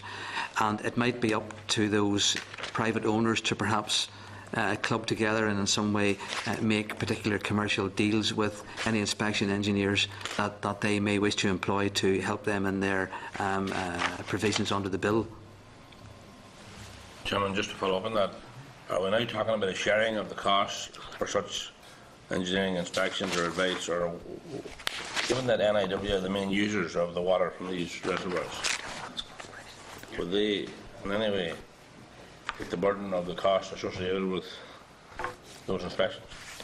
Just to be clear, Chair, I'm talking about reservoirs that are owned by Northern Ireland Water. Reservoirs owned by Northern Ireland Water, we will conduct those. If someone owns a private reservoir, then certainly we can give them advice, but we would not be sharing the costs of any inspections that they have to do under the Reservoirs Bill.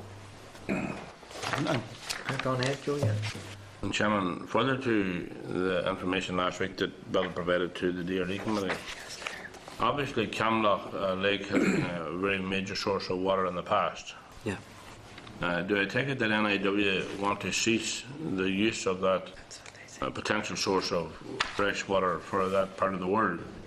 And I asked, what is the amount or volume of water that's currently taken from that reservoir or lake by the NIW, and what are the likely consequences if NIW walk away from using that block? Okay, thank you, Joe. If I can answer that. For most of our large towns, we try to be able to supply them from a number of sources. At the moment, Newry has two sources of water. One is from Fuffany Treatment Works, which is in the Mournes. It draws water from 3 important reservoirs, and the water is blended and pumped around. The second supply is Camlough, So at the moment, Camlock is the lesser supply. In the summer, we were only drawing maybe 2.5 megalitres a day. We can draw up to 5 megalitres a day. So that would provide a population of 10,000 to 20,000 people. But currently, to improve the resilience of supply, we are bringing a pipeline from a treatment works, a very large treatment works we have at Castor Bay, which is on the south edge of Lough Neagh, and we're bringing it south progressively in stages. And that will mean that in 2015, we will be able to supply Newry from 3 sources, 2 very large state-of-the-art treatment works and the very small works at Camlock. Camlock will be one of our smallest treatment works. So at that point in 2015, we will be able to discontinue the use of Camlock, but at this stage, we don't know if it's the right thing to do. We are currently we've started a long process to do a detailed assessment of all of our sources of supply to look to see if they should be rationalised. That will consider various things like droughts, freeze-thaw events, which can stress the distribution network. We'll look at resilience, we'll look at climate change, and we'll look at the operating costs, because Northern Water has a value to provide the services we offer at best value for money. That will go out to public consultation, and that will tell us whether or not Camlock water treatment works should be disused. At this stage, to be honest, I don't know. If you asked me the question 5 or 10 years ago, I would have said absolutely, let's stop using it. But now energy prices are increasing year on year, and the projections for electricity prices are to continue to increase, and that may mean that Camlock comes back into the mix. But it's a very small works, and it does cause us, it's expensive to operate compared to some of the larger works. Thanks, Chairman. Okay. If I could just touch on the designation again, just to run by you. Now, very, very clear when we at Rivers Agency up last week, the levels of risk in the destination was more about the impact rather than the state of the reservoir. Now, I would have nothing to suggest that otherwise, that all NI Water's reservoirs are of a very good state, very, very good, modern, up-to-date reservoir. You've looked after them well, you've had a responsibility to do that, you've known exactly what you own and who's responsible. And you could be sitting with a state-of-the-art, most modern reservoir in Europe, but because of the population below or downstream, and because it could affect or lose one life, you could be deemed high, bringing with it all the burden that brings. How do you see that? Is that something you agree with? Yeah, go ahead. Well, Paul, thank you for that question. You used the word burden. In Northern Water, we don't see it as a burden, and we never have seen it as a burden. We see it as just good practice, because these dams, even if it's good condition, they've got a complex network of pipes below them. They've got valves. They've got and just inspecting them is good practice. Some dams, the earth can move in them, other things can happen, and it's good to just keep an eye on them. And so even if there's only one life below it, we think it's the right thing to do. A smaller dam, a dam which is poorly maintained, the inspecting engineer would require that it's looked at much more often. And that would be appropriate until it was brought up to standard.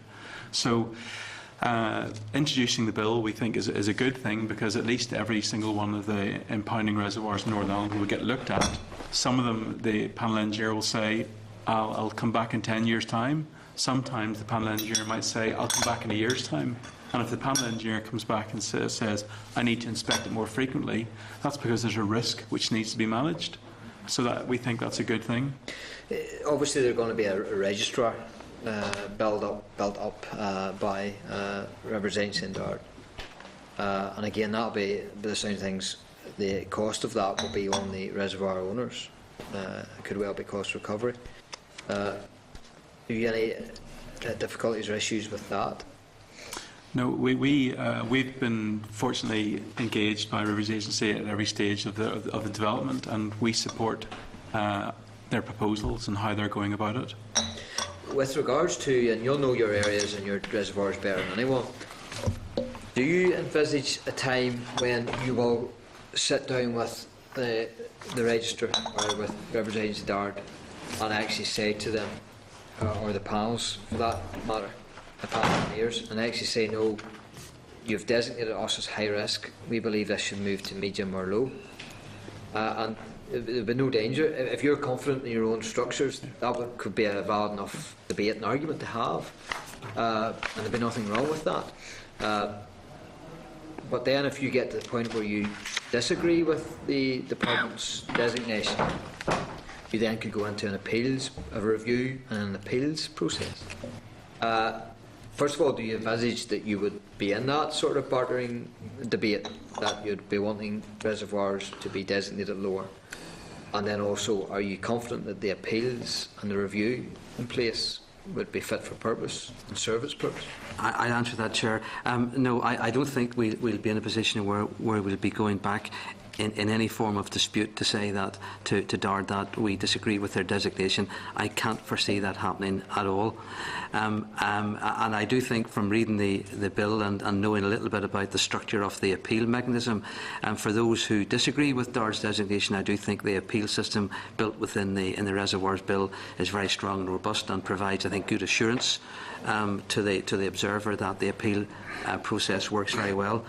But to get back to Northern Ireland Water, no, I don't see us in any dispute regarding the designation of high, medium or low reservoirs. We will conduct ourselves in relation to the Reservoirs Bill using the full force of the Reservoirs Bill to conduct and to comply with our obligations under that, and we'll do that to the full. With regards to the issues around maintenance, and you'll know more than anyone how you have to maintain a reservoir, but there will be occasions, and we'll be hearing from the NIEA very soon on the dangers and the cost to even the environment of draining a reservoir in order to replace valves or pipes in the reservoir bed. Yes. And then there could be some cases where downstream, where that water has to flow somewhere. There could be developments now, things that could have moved on, the river may have changed course, they may not be the same route to travel, and it could put people or jobs or whatever at risk if it's not managed right. How big an issue is that for NI Water? Well, first of all, can I say, Chair, that not too many of our reservoirs have been drained completely down. At the moment, most of our reservoirs are drained down by whatever is required to expose the equipment that we have and look at that.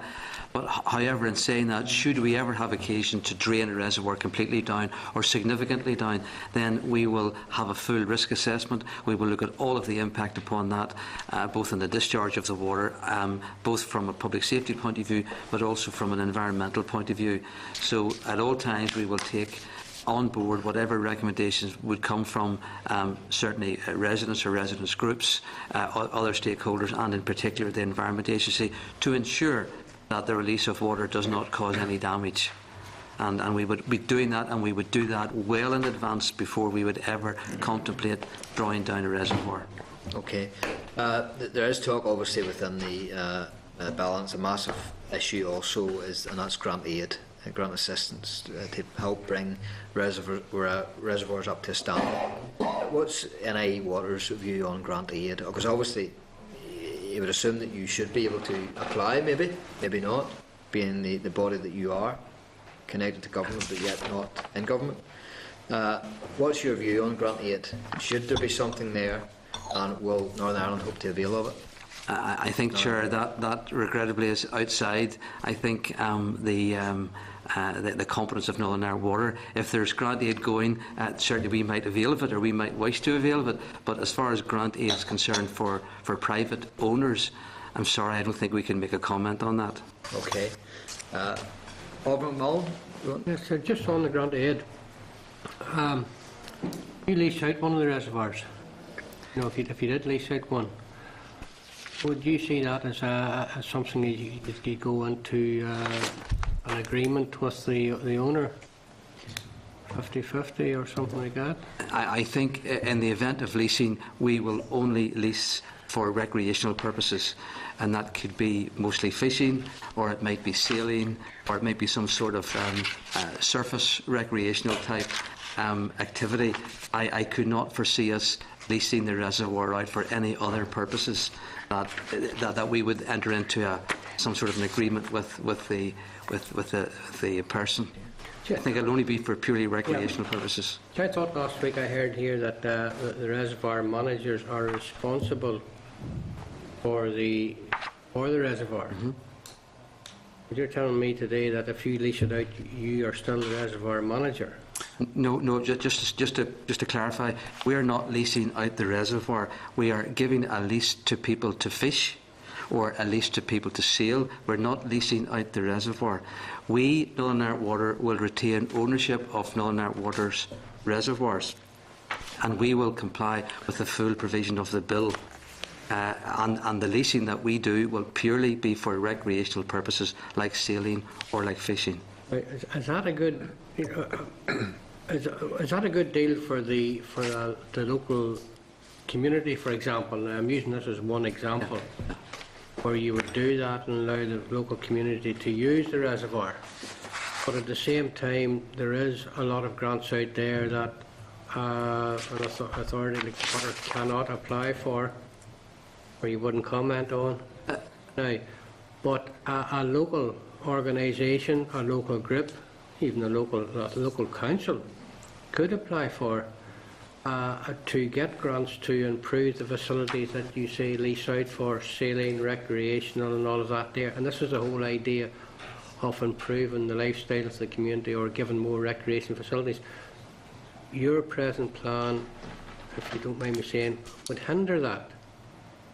No, I don't think it does actually, because there are a number of community groups that will lease out reservoirs for fishing, for example, and indeed those community groups do have access to funds from various means, and I do know that they avail themselves of those funds, and it's good luck to them. And in some cases they have actually acquired funds from wherever it should be, maybe from the lottery, for example, and they've actually been able to carry out some works on the embankments of some of our reservoirs, with our permission, of course, to help put in fishing stalls, for example. That's what I'm talking about. You went into an agreement with them. We have to, because they couldn't apply for funding if they didn't have any ownership of what they're applying for. Yes, so our agreement with them will be to lease the reservoir out for fishing, for example, and then they will seek permission from us to put in a fishing stall, and we will, generally speaking, give them permission. Because I have to say that we benefit actually from local communities using our reservoirs, because the people are usually very interested in the recreation and are very particular and protect the reservoir. So we do get a benefit actually from the community leasing out or sailing. So it's good for us, and I think it's good for the community. And they normally, if they can, do access whatever funds they can do from wherever. And we certainly encourage them to do that. That's better explained now, because now we know what it can be done. Yeah. And do you require them to adhere to all the compliance of leasing out, like DDA compliant, etc.? Yes, we have conditions that we part of the lease that contain all of those provisions and make sure that the water is safe and they don't contaminate it and so forth. So there's quite a number of conditions in that. But I have to say the communities sign up to these things, and it's worked well and has worked well for many years. And do you use, when you the Disability Act, do you leave those reservoirs disability friendly to lease out for the purposes of recreation? Indeed, there are a number of reservoirs where, whenever it comes to fishing stalls, for example, we have been asked to put in access for disabled fishermen or women, and we would do that, and we would look always sympathetically at doing that, and we've done that across a number of reservoirs where we are leasing it out for fishing. We want to try and be as diverse as possible in the leasing arrangements. That sounds very good. And the last question is, you have you have 23 surplus. 23, yeah. 23 of them. How many of them are near built-up areas when you do a flood risk assessment? The 23 that we have, I think, are part of your briefing. As far as built-up areas are concerned, there are a number, I suppose, there are a number, for example, in Conlig, not too far from here, and Church Road and Ballysala. Well, certainly Conlig, there are some housing developments within that, but a number of the others are reasonably well out of the town or out of the village. Yeah. So, generally speaking, the reservoirs would be out. It's whenever over the years there's been some encroachment by development. But I think, as I look down my list there, Conlig would probably be the one that there may be development closer than the others. What plans are in place there for getting information out to the residents if you're high, medium, or low risk? What facilities have you got there to get information out to people if there's something happens? Well, we wouldn't normally go out and tell people about high, medium or low risk assessments. The Rivers Agency would assess our reservoirs, and we would take whatever steps would be required for that, and we would comply with all the measures within the Reservoirs Bill, and that would be then the assurance that would be given that we have protected our reservoirs and maintained those properly. So I think going out to the residents, for example, and saying to them, we've carried out a risk assessment and this is the category of reservoir that's nearby, I'm not sure that is necessarily something that Northern Ireland Water would do. But we feel that there's no risk at all. I mean, our compliance with the Reservoirs Act in England and Wales, which doesn't apply here but which we follow, and the Reservoirs Bill, we can provide very good assurance of public safety of all of our reservoirs. And who do you see the responsibility for that lies with? Well, for our my answer, Oliver, for our employments, it would be us. I mean, one thing in the Northern Ireland Reservoirs Bill, which I think is a good idea, is that there should be a sign erected at the reservoirs providing contact details. So that will benefit us, because if people see anything, they'll know who to phone. And we do get members of the public, as Bill said, phoning in to report, unfortunately, vandalism, littering, etc., and problems in our reservoirs. Well, just to sort of finish off, does the developer contact you? You contact the developer. Surely the residents must know that there's a reservoir in the vicinity of where they're buying the house or wherever. We just can't rely on there's a notice up there going, if I look at it there before you buy that house. There has to be something there. Has it gone through? Has planning brought it up, etc.? That's where I'm coming from here. I don't hear that here. Certainly, that does happen. If a new development is going to be built, well then we, Northern Ireland Water, are a statutory consultee, and we then will make our comments on the building, and we will point out where the sewers are, where the water mains are, the pumping stations, the reservoirs, or whatever other piece of infrastructure we have in that vicinity. We point that out to the developer, so the developer is well known about that. That goes through the full planning process. That's good. I'm glad to hear. Right. Thank you, Chair. Okay, just if I could ask questions then on this thing that Tom Buchanan touched on, that was the reservoir manager. And forgive me if he's already asked this, because the concentration is slipped. For an organisation like NI Water, who will be a reservoir manager in the context of the bill? The reservoir manager is the corporate body, which is Northern Ireland Water, and that's a corporate designation. Then we will be the reservoir manager. It won't be a named individual. We will have named individuals, of course, but the responsibility is a corporate responsibility upon Northern Ireland Water. So if, God forbid, something went wrong, who would be liable? Because it'll have to, if it comes down to and again, I'm being hypothetical here, and hopefully it will be hypothetical, and God forbid nothing happens. But if something happens, in the context of the bill, the reason why we need the bill is to protect life and property. 66,000 people, a population, and maybe even lead to deaths. If something happens, who is then the reservoir manager in the context of the bill, and who will then be prosecuted?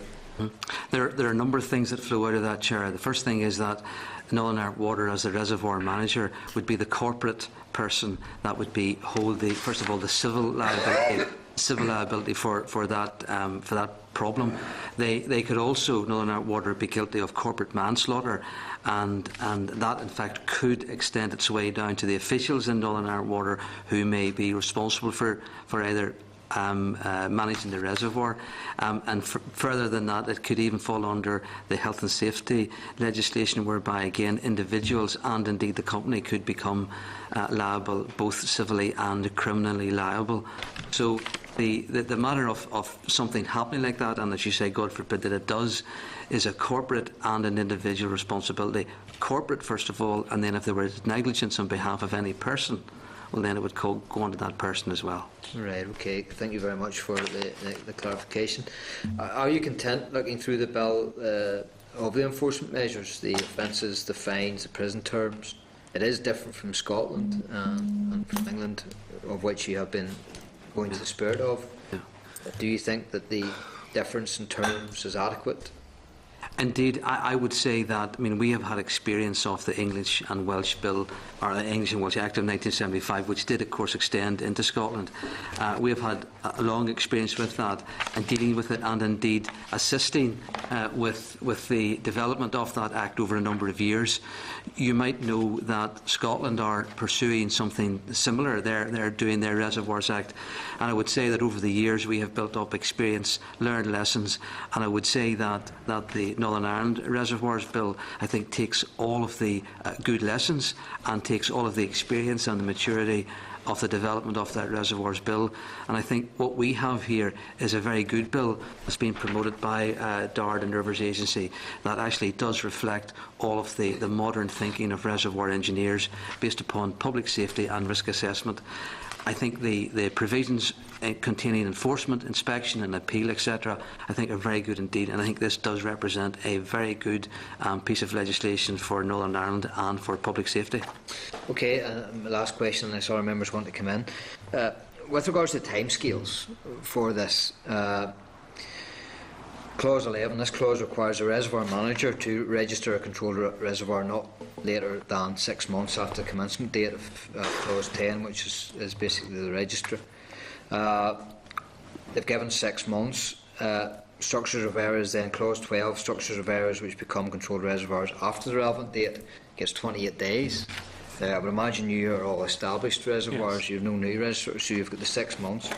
But then when you go into issues around risk designation, there's no responsibility on DARD or Rivers Agency in Clause 17.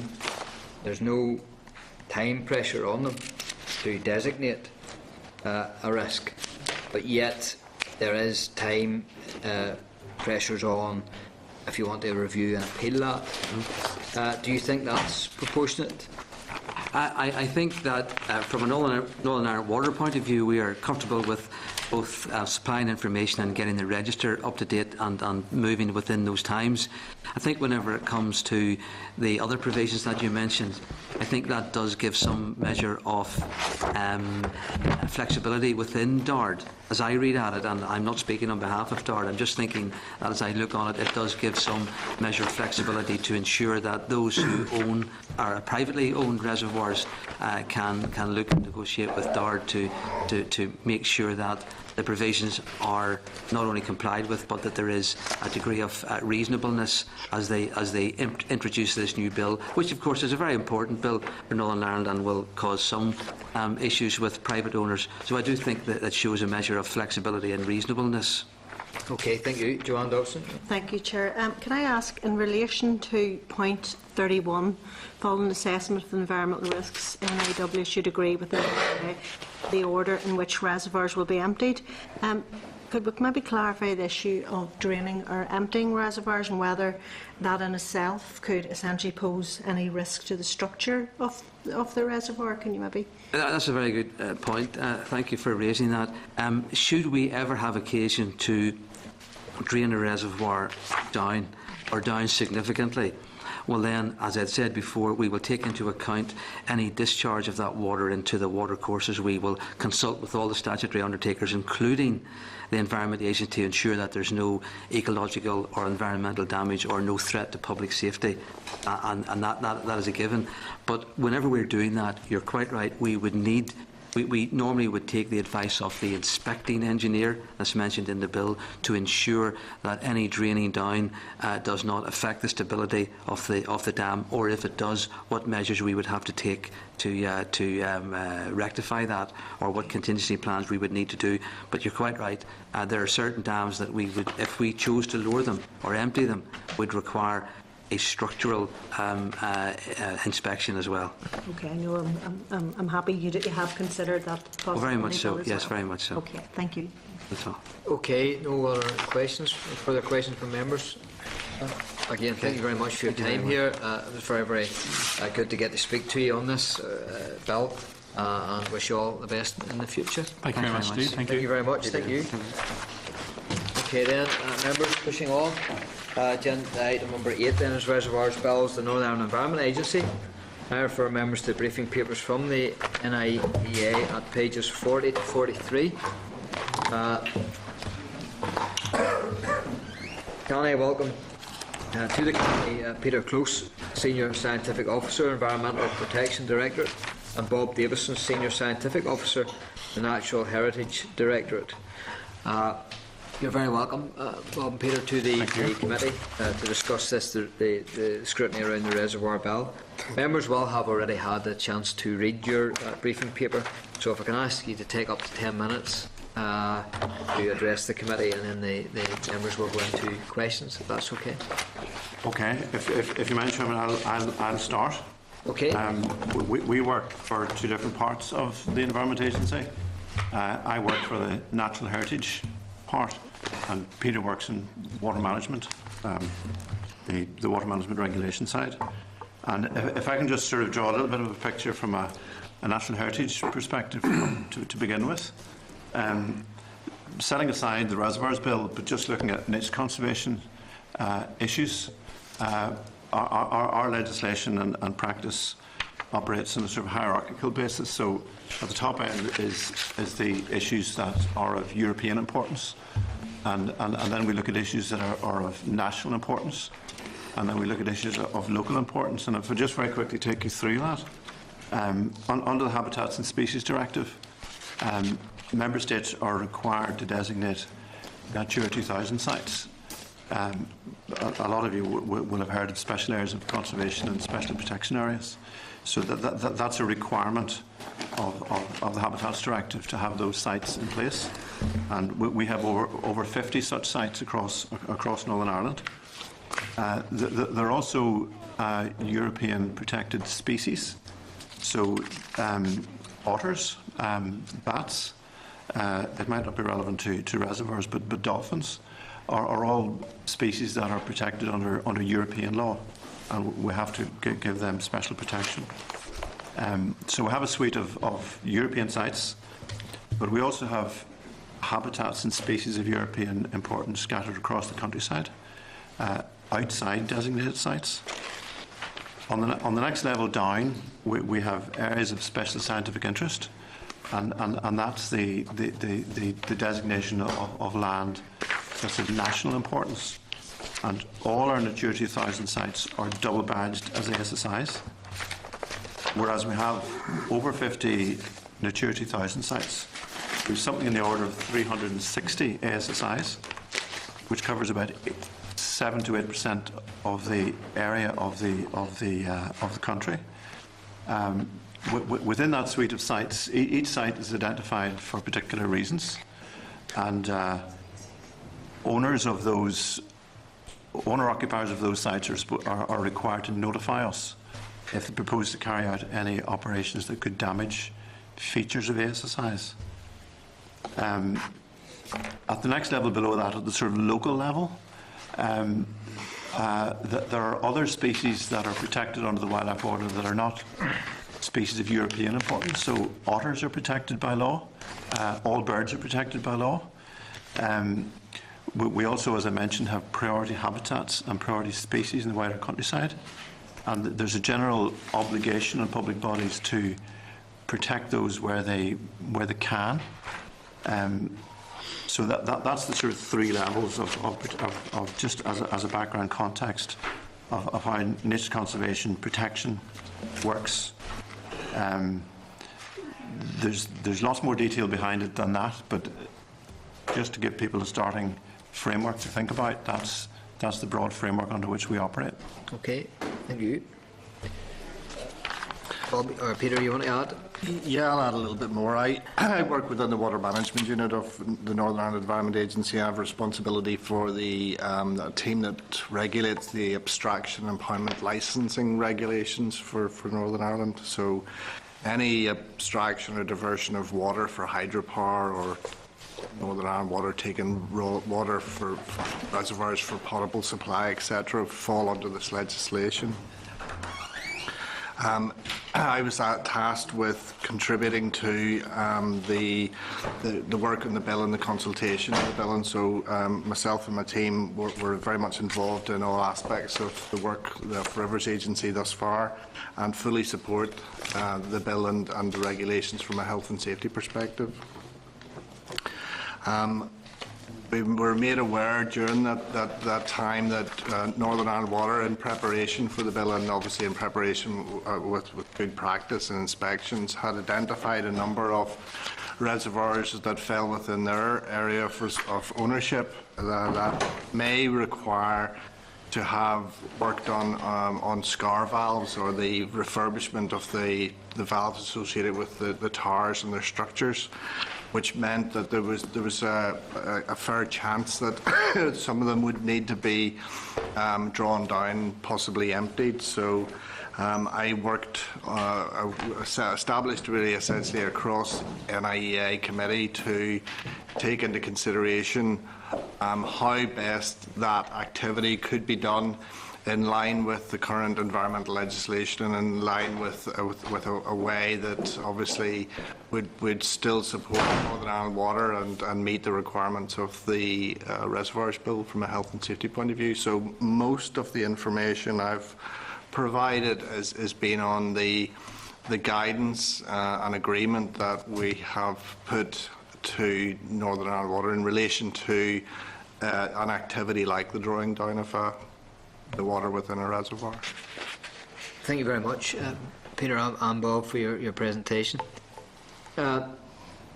Again, it's very clear with your submission here, your presentation, that you have, obviously you have an area of responsibility / concern about the drawdown and the impact that will have not only for wildlife within the reservoir, but also the surrounding area and downstream of a reservoir.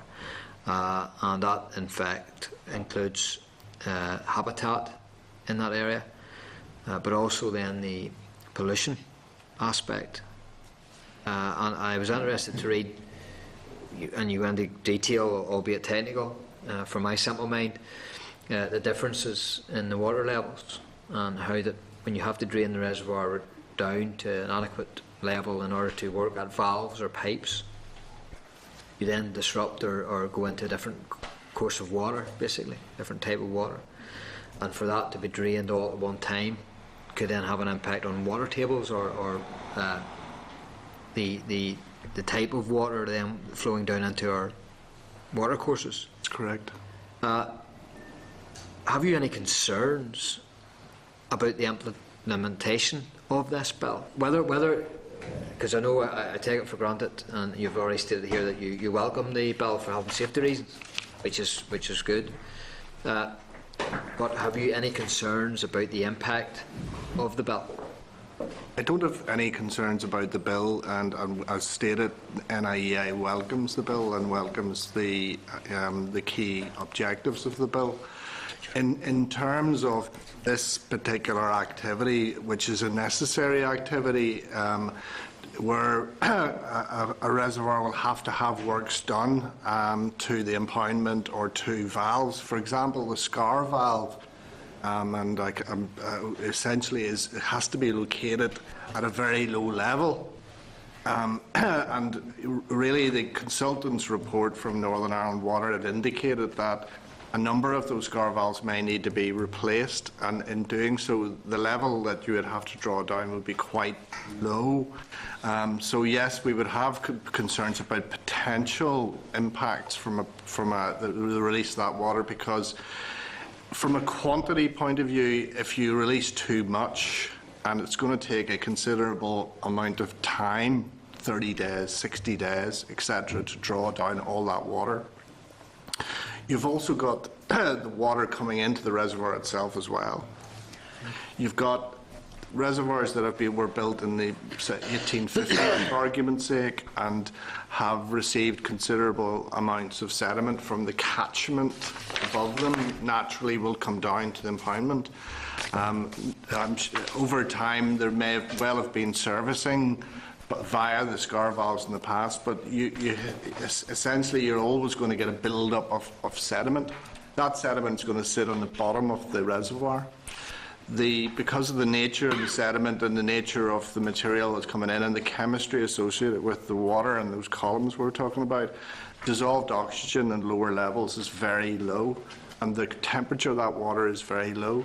So if you simply open a valve in the middle of the summer, for argument's sake, and you have a reasonably good ecosystem down below and fish, etc., very cold water with no oxygen in it and lots of sediment would have an adverse impact, hence controls. Spoken to the Environment Agency and the EPA and SEPA, our Scottish sister agency, about these issues, and really there's been a fair bit of work done on them, but it's not very often that this needs to be done, and done in a manner whereby you would draw down the whole thing or a lot of it.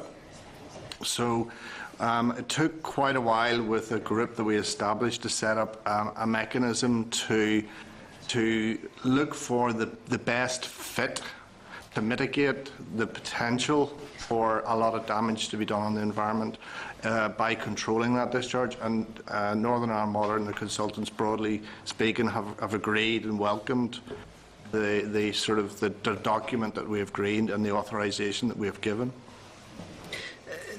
We are hearing, the committee is hearing of some councils, and one in particular, and then one reservoir owner in particular, who are of the mind that they should and would decommission the reservoir.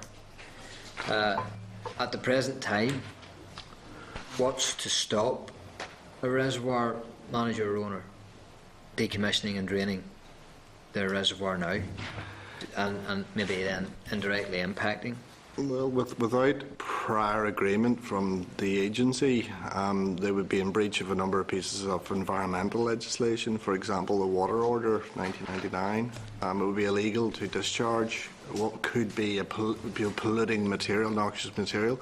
And as described, the contents of what the bottom of a reservoir would not be regarded as pristine, clean water.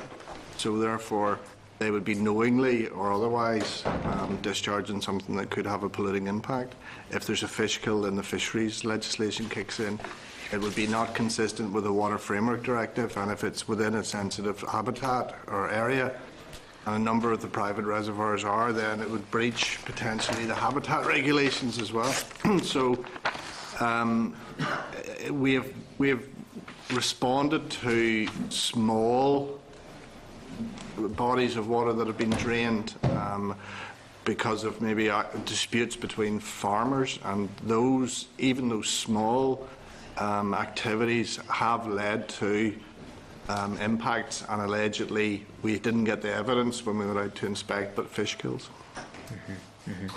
And sorry, could I just add to that? I don't know the particular example, but in theory, moving from a reservoir full of water to dry land is a change of land use that could require planning permission, and there's no set formula for deciding, if you turn a small reservoir into a slightly drier wetland, is that a change of land use?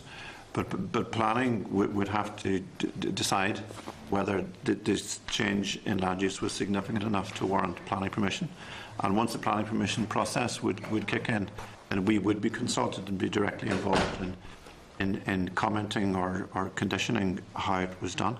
Yes. You mentioned that you have had a part to play in discussions with the various agencies drafting the bill, setting up the bill. Is there anything in the bill that's not presently there that should be there? Not that I'm aware.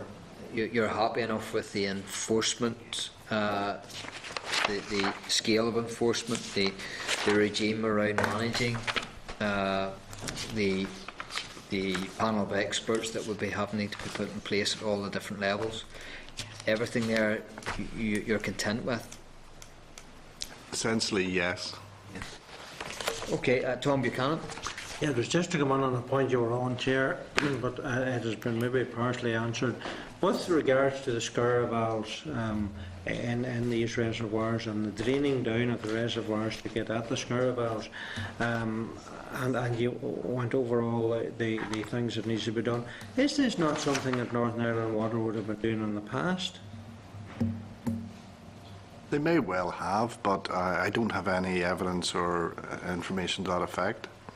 What I'm seeing is, I'm seeing a lot of information coming forward here from NIEA about regulations that Northern Ireland Water has to abide by in a sense now, or has to adhere to whenever they're talking about changing scour valves, because of the difficulties that it could cause downstream and all of the other types of difficulties it could have. Yet, I'm just posing the question, would this not be something that Northern Ireland Water would have done in the past and it hasn't caused any difficulties, and now they're going to be faced maybe with a ream of stuff they have to adhere to? No. Northern Ireland Water identified the reservoirs that were inspected by the panel engineer. I think the first tranche of reservoirs of the 151, or I think previously it was 156 reservoirs identified, that 90 were inspected that's under their ownership, and these 17, I think originally it was 19 reservoirs were identified as potentially by the panel engineer and their inspection programme as being at risk. And as good practice, obviously the company responded accordingly. NIEA, to my knowledge, and I've worked for them for 26 years-ish, I've worked in emergency pollution through industrial consents to waste to agriculture regulations. I've never ever been approached in this capacity before, so this was new to me. And to be quite honest with you, there was quite a length debate to discuss whether or not other environmental legislation would have applied, which would have set legal controls on how this would be done. And they were set aside because of the health and safety implications and the fact that there was a requirement that these valves needed to be replaced to ensure that the structures were fit for purpose and were safe, so that they could continue to provide the service that they have and as an asset for the company. So the NIEA actually, to be quite honest with you, took a very pragmatic, sensible and balanced approach, and then came up with, in conjunction and consultation with NIW and with Rivers Agency and with their consultants and across all of our various disciplines, what was the best fit to allow the activity to take place in a manner that would provide health and safety benefits, environmental benefits, and benefits to all. Okay, Robin Swan. Thanks, Chair. You referred to a lot of there when you were, if anybody was going to drain down reservoirs, was all sorts of planning issues, potential planning issues. Is that under PPS 15 or is that just in general? It's just in general. Under it's PPS 1, there's a definition of what is development, and there's a change of land use is considered development, but I'm not aware that there's a very precise definition of, in the context of changing a reservoir to an area of dry land.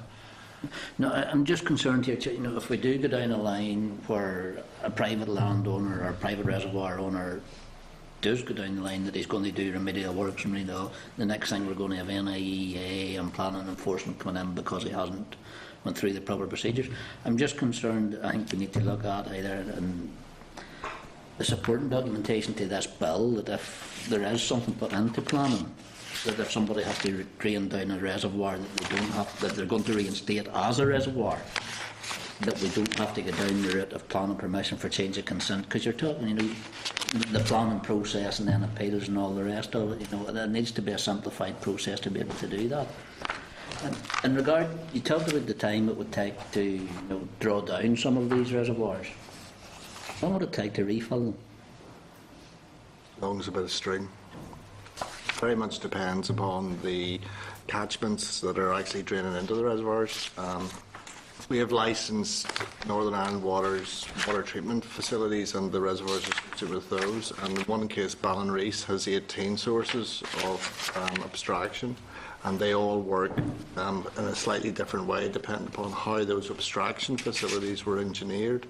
Now, we were currently reviewing those licences in line with the water strategy to ensure that we fully understand how the mechanisms work. But it's a really good question. The number of days to bring it down depends on how much you release. How much you release depends upon the capacity of the system below to carry that water safely to sea, for argument's sake. If you're draining through Bangor, the last thing you really want to do is to wash most of it away, so you wouldn't want to do that.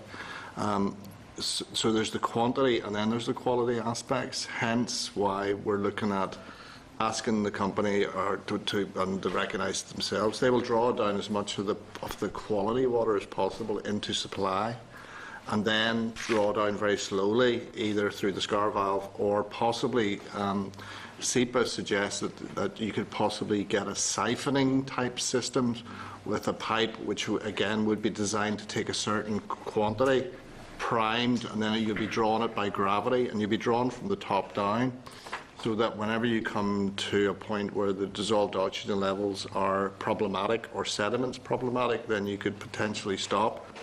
And the other issue that we asked them to explore was then if the depth of the water at that point could allow an engineered solution like a coffer damming scenario around the tower itself, then you would pump the water out of back into the and then you have a situation where you would be working in the dry and you would contain.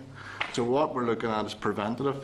So if a private reservoir owner, setting aside planning, were to look to do this activity so you could bring the reservoir back into use, then there's a template here of how you would do it in a manner that would not give rise to flooding downstream and pollution issues, because the last thing you would want to do is, if you've got a fish farm that requires clean water, good oxygenated water, and doesn't like sediment, you don't want to be sort of your neighbour's business being put out as a result of it. So we have a responsibility under our legislation and powers, but there's a balance to be made between the needs of industry and the needs of the environment, and that's what we're trying to strike, the right balance.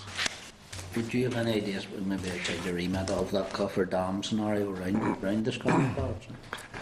I'm not an engineer, but I mean, it was a suggestion that was made, and to be honest with you, it may or may not be practicable. It may be very expensive. So, again, a private individual or Northern Ireland Water or others can, challenge. And to be honest with you, this guidance is guidance as an authorisation, because we're there to try to assist and support the activity so that the assets can be brought back into use again. Because if those scar valves are not operating, and they are the valve that would be used in the event of something happening to the impounding structure, and that's where you release the pressure, and they're not fit for purpose, then I wouldn't like to say, what I'm saying is we'd like to facilitate that work being done. Okay, thanks, Jim. Okay, Joe Byrne. Yes, Chairman. In relation to the decommissioning of many reservoirs, have we had any examples in recent times in Northern Ireland and what difficulties were posed by it in relation to the stratification or otherwise? Never come across this that I'm aware of, ever. Thanks. So there's been no decommissioning of any reservoir? Northern Ireland Water have indicated a number of reservoirs that they don't use, but what has happened in those instances that they've, looking at their intake and their returns back to the natural environment, they've struck the balance so that the reservoir is not acting as a supply, but it's still acting as a diversion of water. And in many ways, the actual reservoir itself, its intake lade and the lades out, because they've been operating for 50, 60, 70 years, have become waterways in their own right. So, you know, if we were to go in and then insist under legislation that this had to stop, then you'd have to demonstrate that there would be more benefits environmentally than less as a result of taking something offline, if you understand me, and hence Northern Ireland Water looking for recreational use on those assets and still retaining ownership gives them the opportunity in the future to still access that water in the event of a problem like a drought. You know, you talk about your guidance, and I'm sure that it would have been the best interest of all the reservoir managers and owners to use that guidance for the sake of people and habitat and everything else. But within this bill, it doesn't sit within that bill. But the question I would have is then, should it?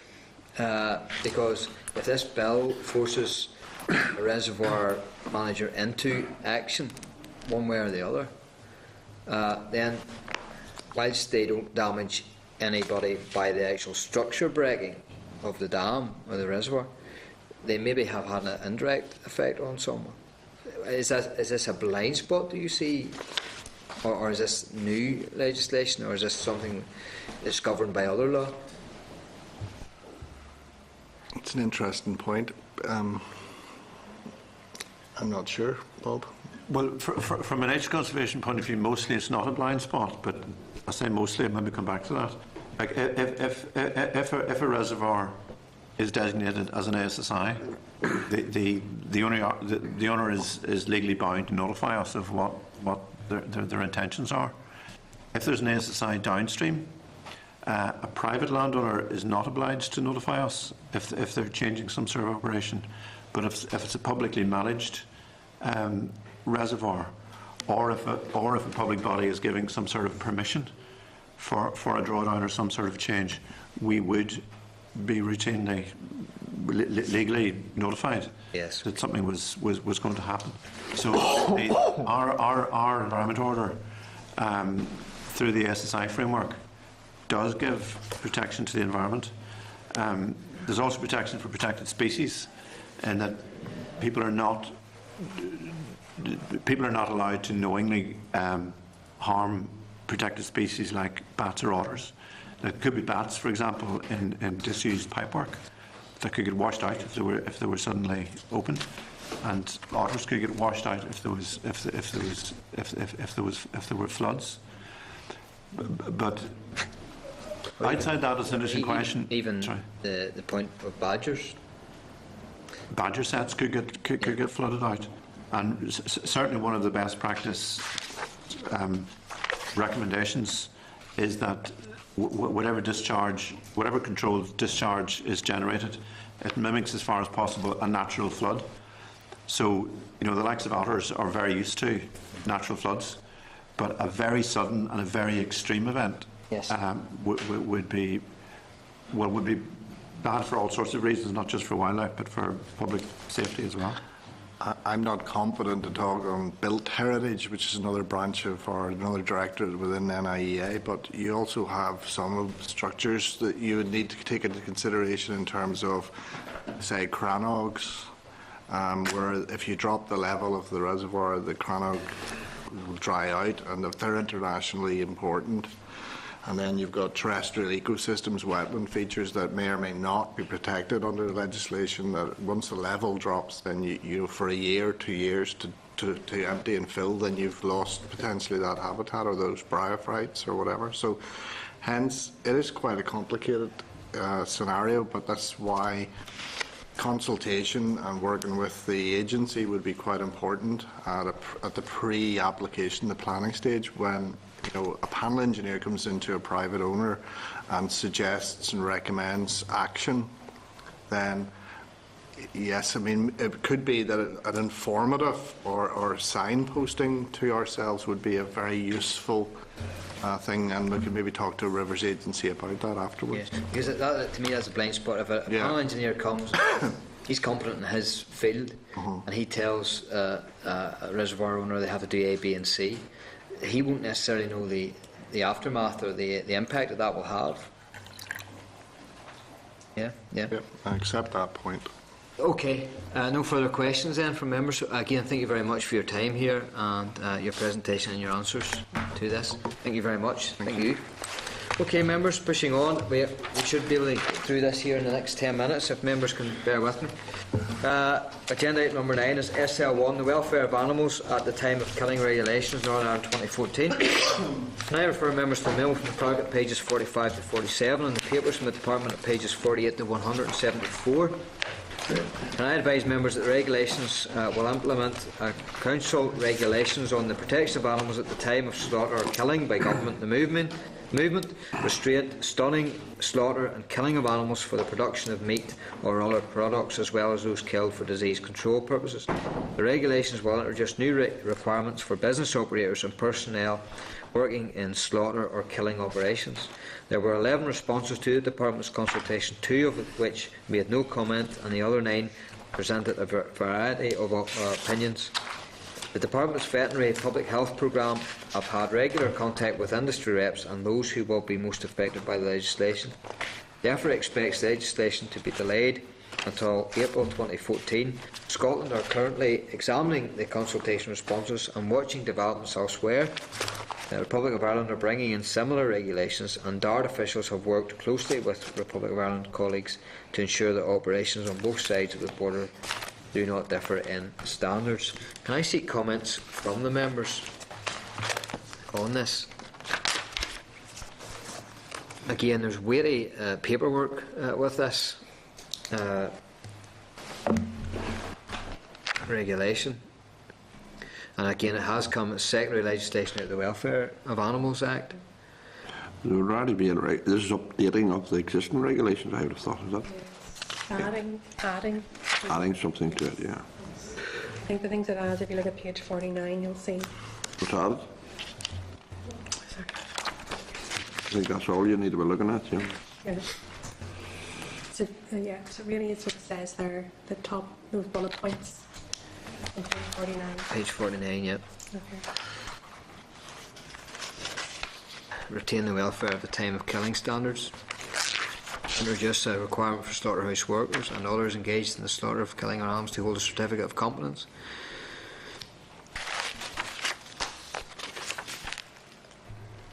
I don't think anything on Julie's been brought to our notice, Chairman, so it seems. I would think there's very little change, I would have thought. I would have thought most of those things would have been. Again, if we are in doubt, we can always ask for an official up, even for 15 minutes, to go over points. The Kate Davey, who's in charge of it? I'm sure it might be Kate. Yeah. I'm not sure. There's no real time pressure still, is there, on this? One would have thought the slaughterhouse would be aware of this, wouldn't they be? They'd already be aware of this. What alarms me, or well, it doesn't alarm me, sorry, the wrong word there, but choice of word, but what maybe would concern me is the fact of Scotland sitting back waiting. Northern Ireland Meat Exporters replied to the consultation, as did Moy Park. Okay. Okay.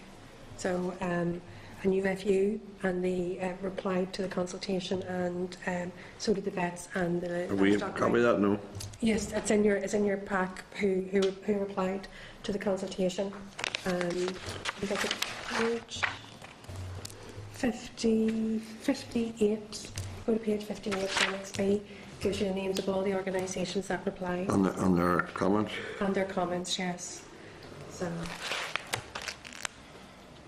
Well, would it in order even if delay it for a week and bring it back next week and give members opportunity to concentrate on it? That's okay. This week, members content. Well, if we're going to delay a week, should we ask maybe for an official, just maybe not even to speak, but just to be in the background? Yeah. Does that do? Members content?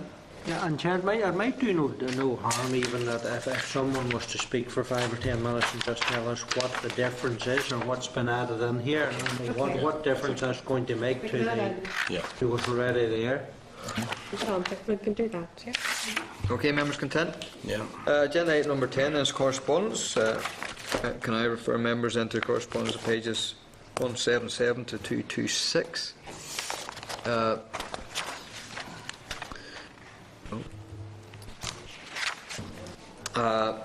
Can I suggest that we go by the action sheet on page 176 unless someone wants to raise an issue? Sorry, can I refer members to the emailed correspondence at page 5 of table papers from Northern Ireland Meat Exporters Association requesting a meeting with the committee? Well, I think, All the stuff is in the papers. I think given the such a furore at the moment about beef prices, we should hear from them, gentlemen. Okay, members agreed? Yeah. Okay, are members then content with regards to suggested actions on the sheet at page 176? Yeah. Okay, members content. And the forward work programme, pages 228 to 234. Can I advise members that we are due to receive an oral briefing from NELGA on the reservoirs bill? However, NELGA have advised that they will not have anything different or further to add than what we will hear from the councils. They have instead offered to provide a written briefing. Are members content with this proposal? Yeah, okay. Can I advise members that the Water Appeals Commission has also advised that they have no major concerns with the reservoirs bill and are therefore proposing to provide written evidence only rather than an oral briefing? Are members content? Okay, can I seek agreement for the forward work programme? Sorry, another thing too, just in the table of papers. Have we covered that? Yeah. We're going to ask. We did, Yeah. Right, okay, just with regards to the table, that's the table I was referring to, with regards to all the reservoirs that DARD actually owns and their risk designation or the proposed provisional designation. And again, we're asking for a breakdown of costs on that. Okay, agenda item number 12 then is any other business? Any other members? Chair, one issue. I was thinking on the response that NIW gave regarding the resource or the reservoir managers, and they said that anyone using that, a club or associate or anything, that they wouldn't be held responsible, that Northern Ireland Water would be the managers of this type of thing. But that's not really reflected in the bill. And I'm just wondering, you know, and I don't know whether this is the time to discuss this or not, but is there, you know, does committee need to look at putting in an amendment to that particular, somewhere 4.2.1, somewhere around that there, some type of an amendment, because it's not reflected within the bill. Whenever you read the bill, it reads that if someone is using a club or someone is using a reservoir, that they are going to be deemed as the manager of it. Now, Northern Ireland Water has made it clear today that that's not the case so far as they're concerned, but that they are the managers of it, irrespective of who's using it. So, you know, it's not really, to me, it's not reflected in the bill. Rivers Agency first. Well, we could certainly, we'll seek clarity from Rivers Agency on that. Once we start to go through the clause by clause section of our scrutiny, then we'll be able to discuss, you know, and even before that, setting in amendments or asking the Rivers Agency to take that forward. So yes, if we ask that question of Rivers Agency, then it can build up a bit of a debate on it. Thank you very much, Tom, for that. Any other issues, members? Any other business and any other things relating to the bill, even at this stage? No? Okay. Agenda item 13 then, date and time of next meeting, which will be Tuesday, 25th of February 2014 at 1 p.m. 1 p.m. Due to Minister's question time, remember, at room 30, Parliament Buildings. I declare the meeting adjourned. Thank you very much, members. This is the Northern Ireland Assembly.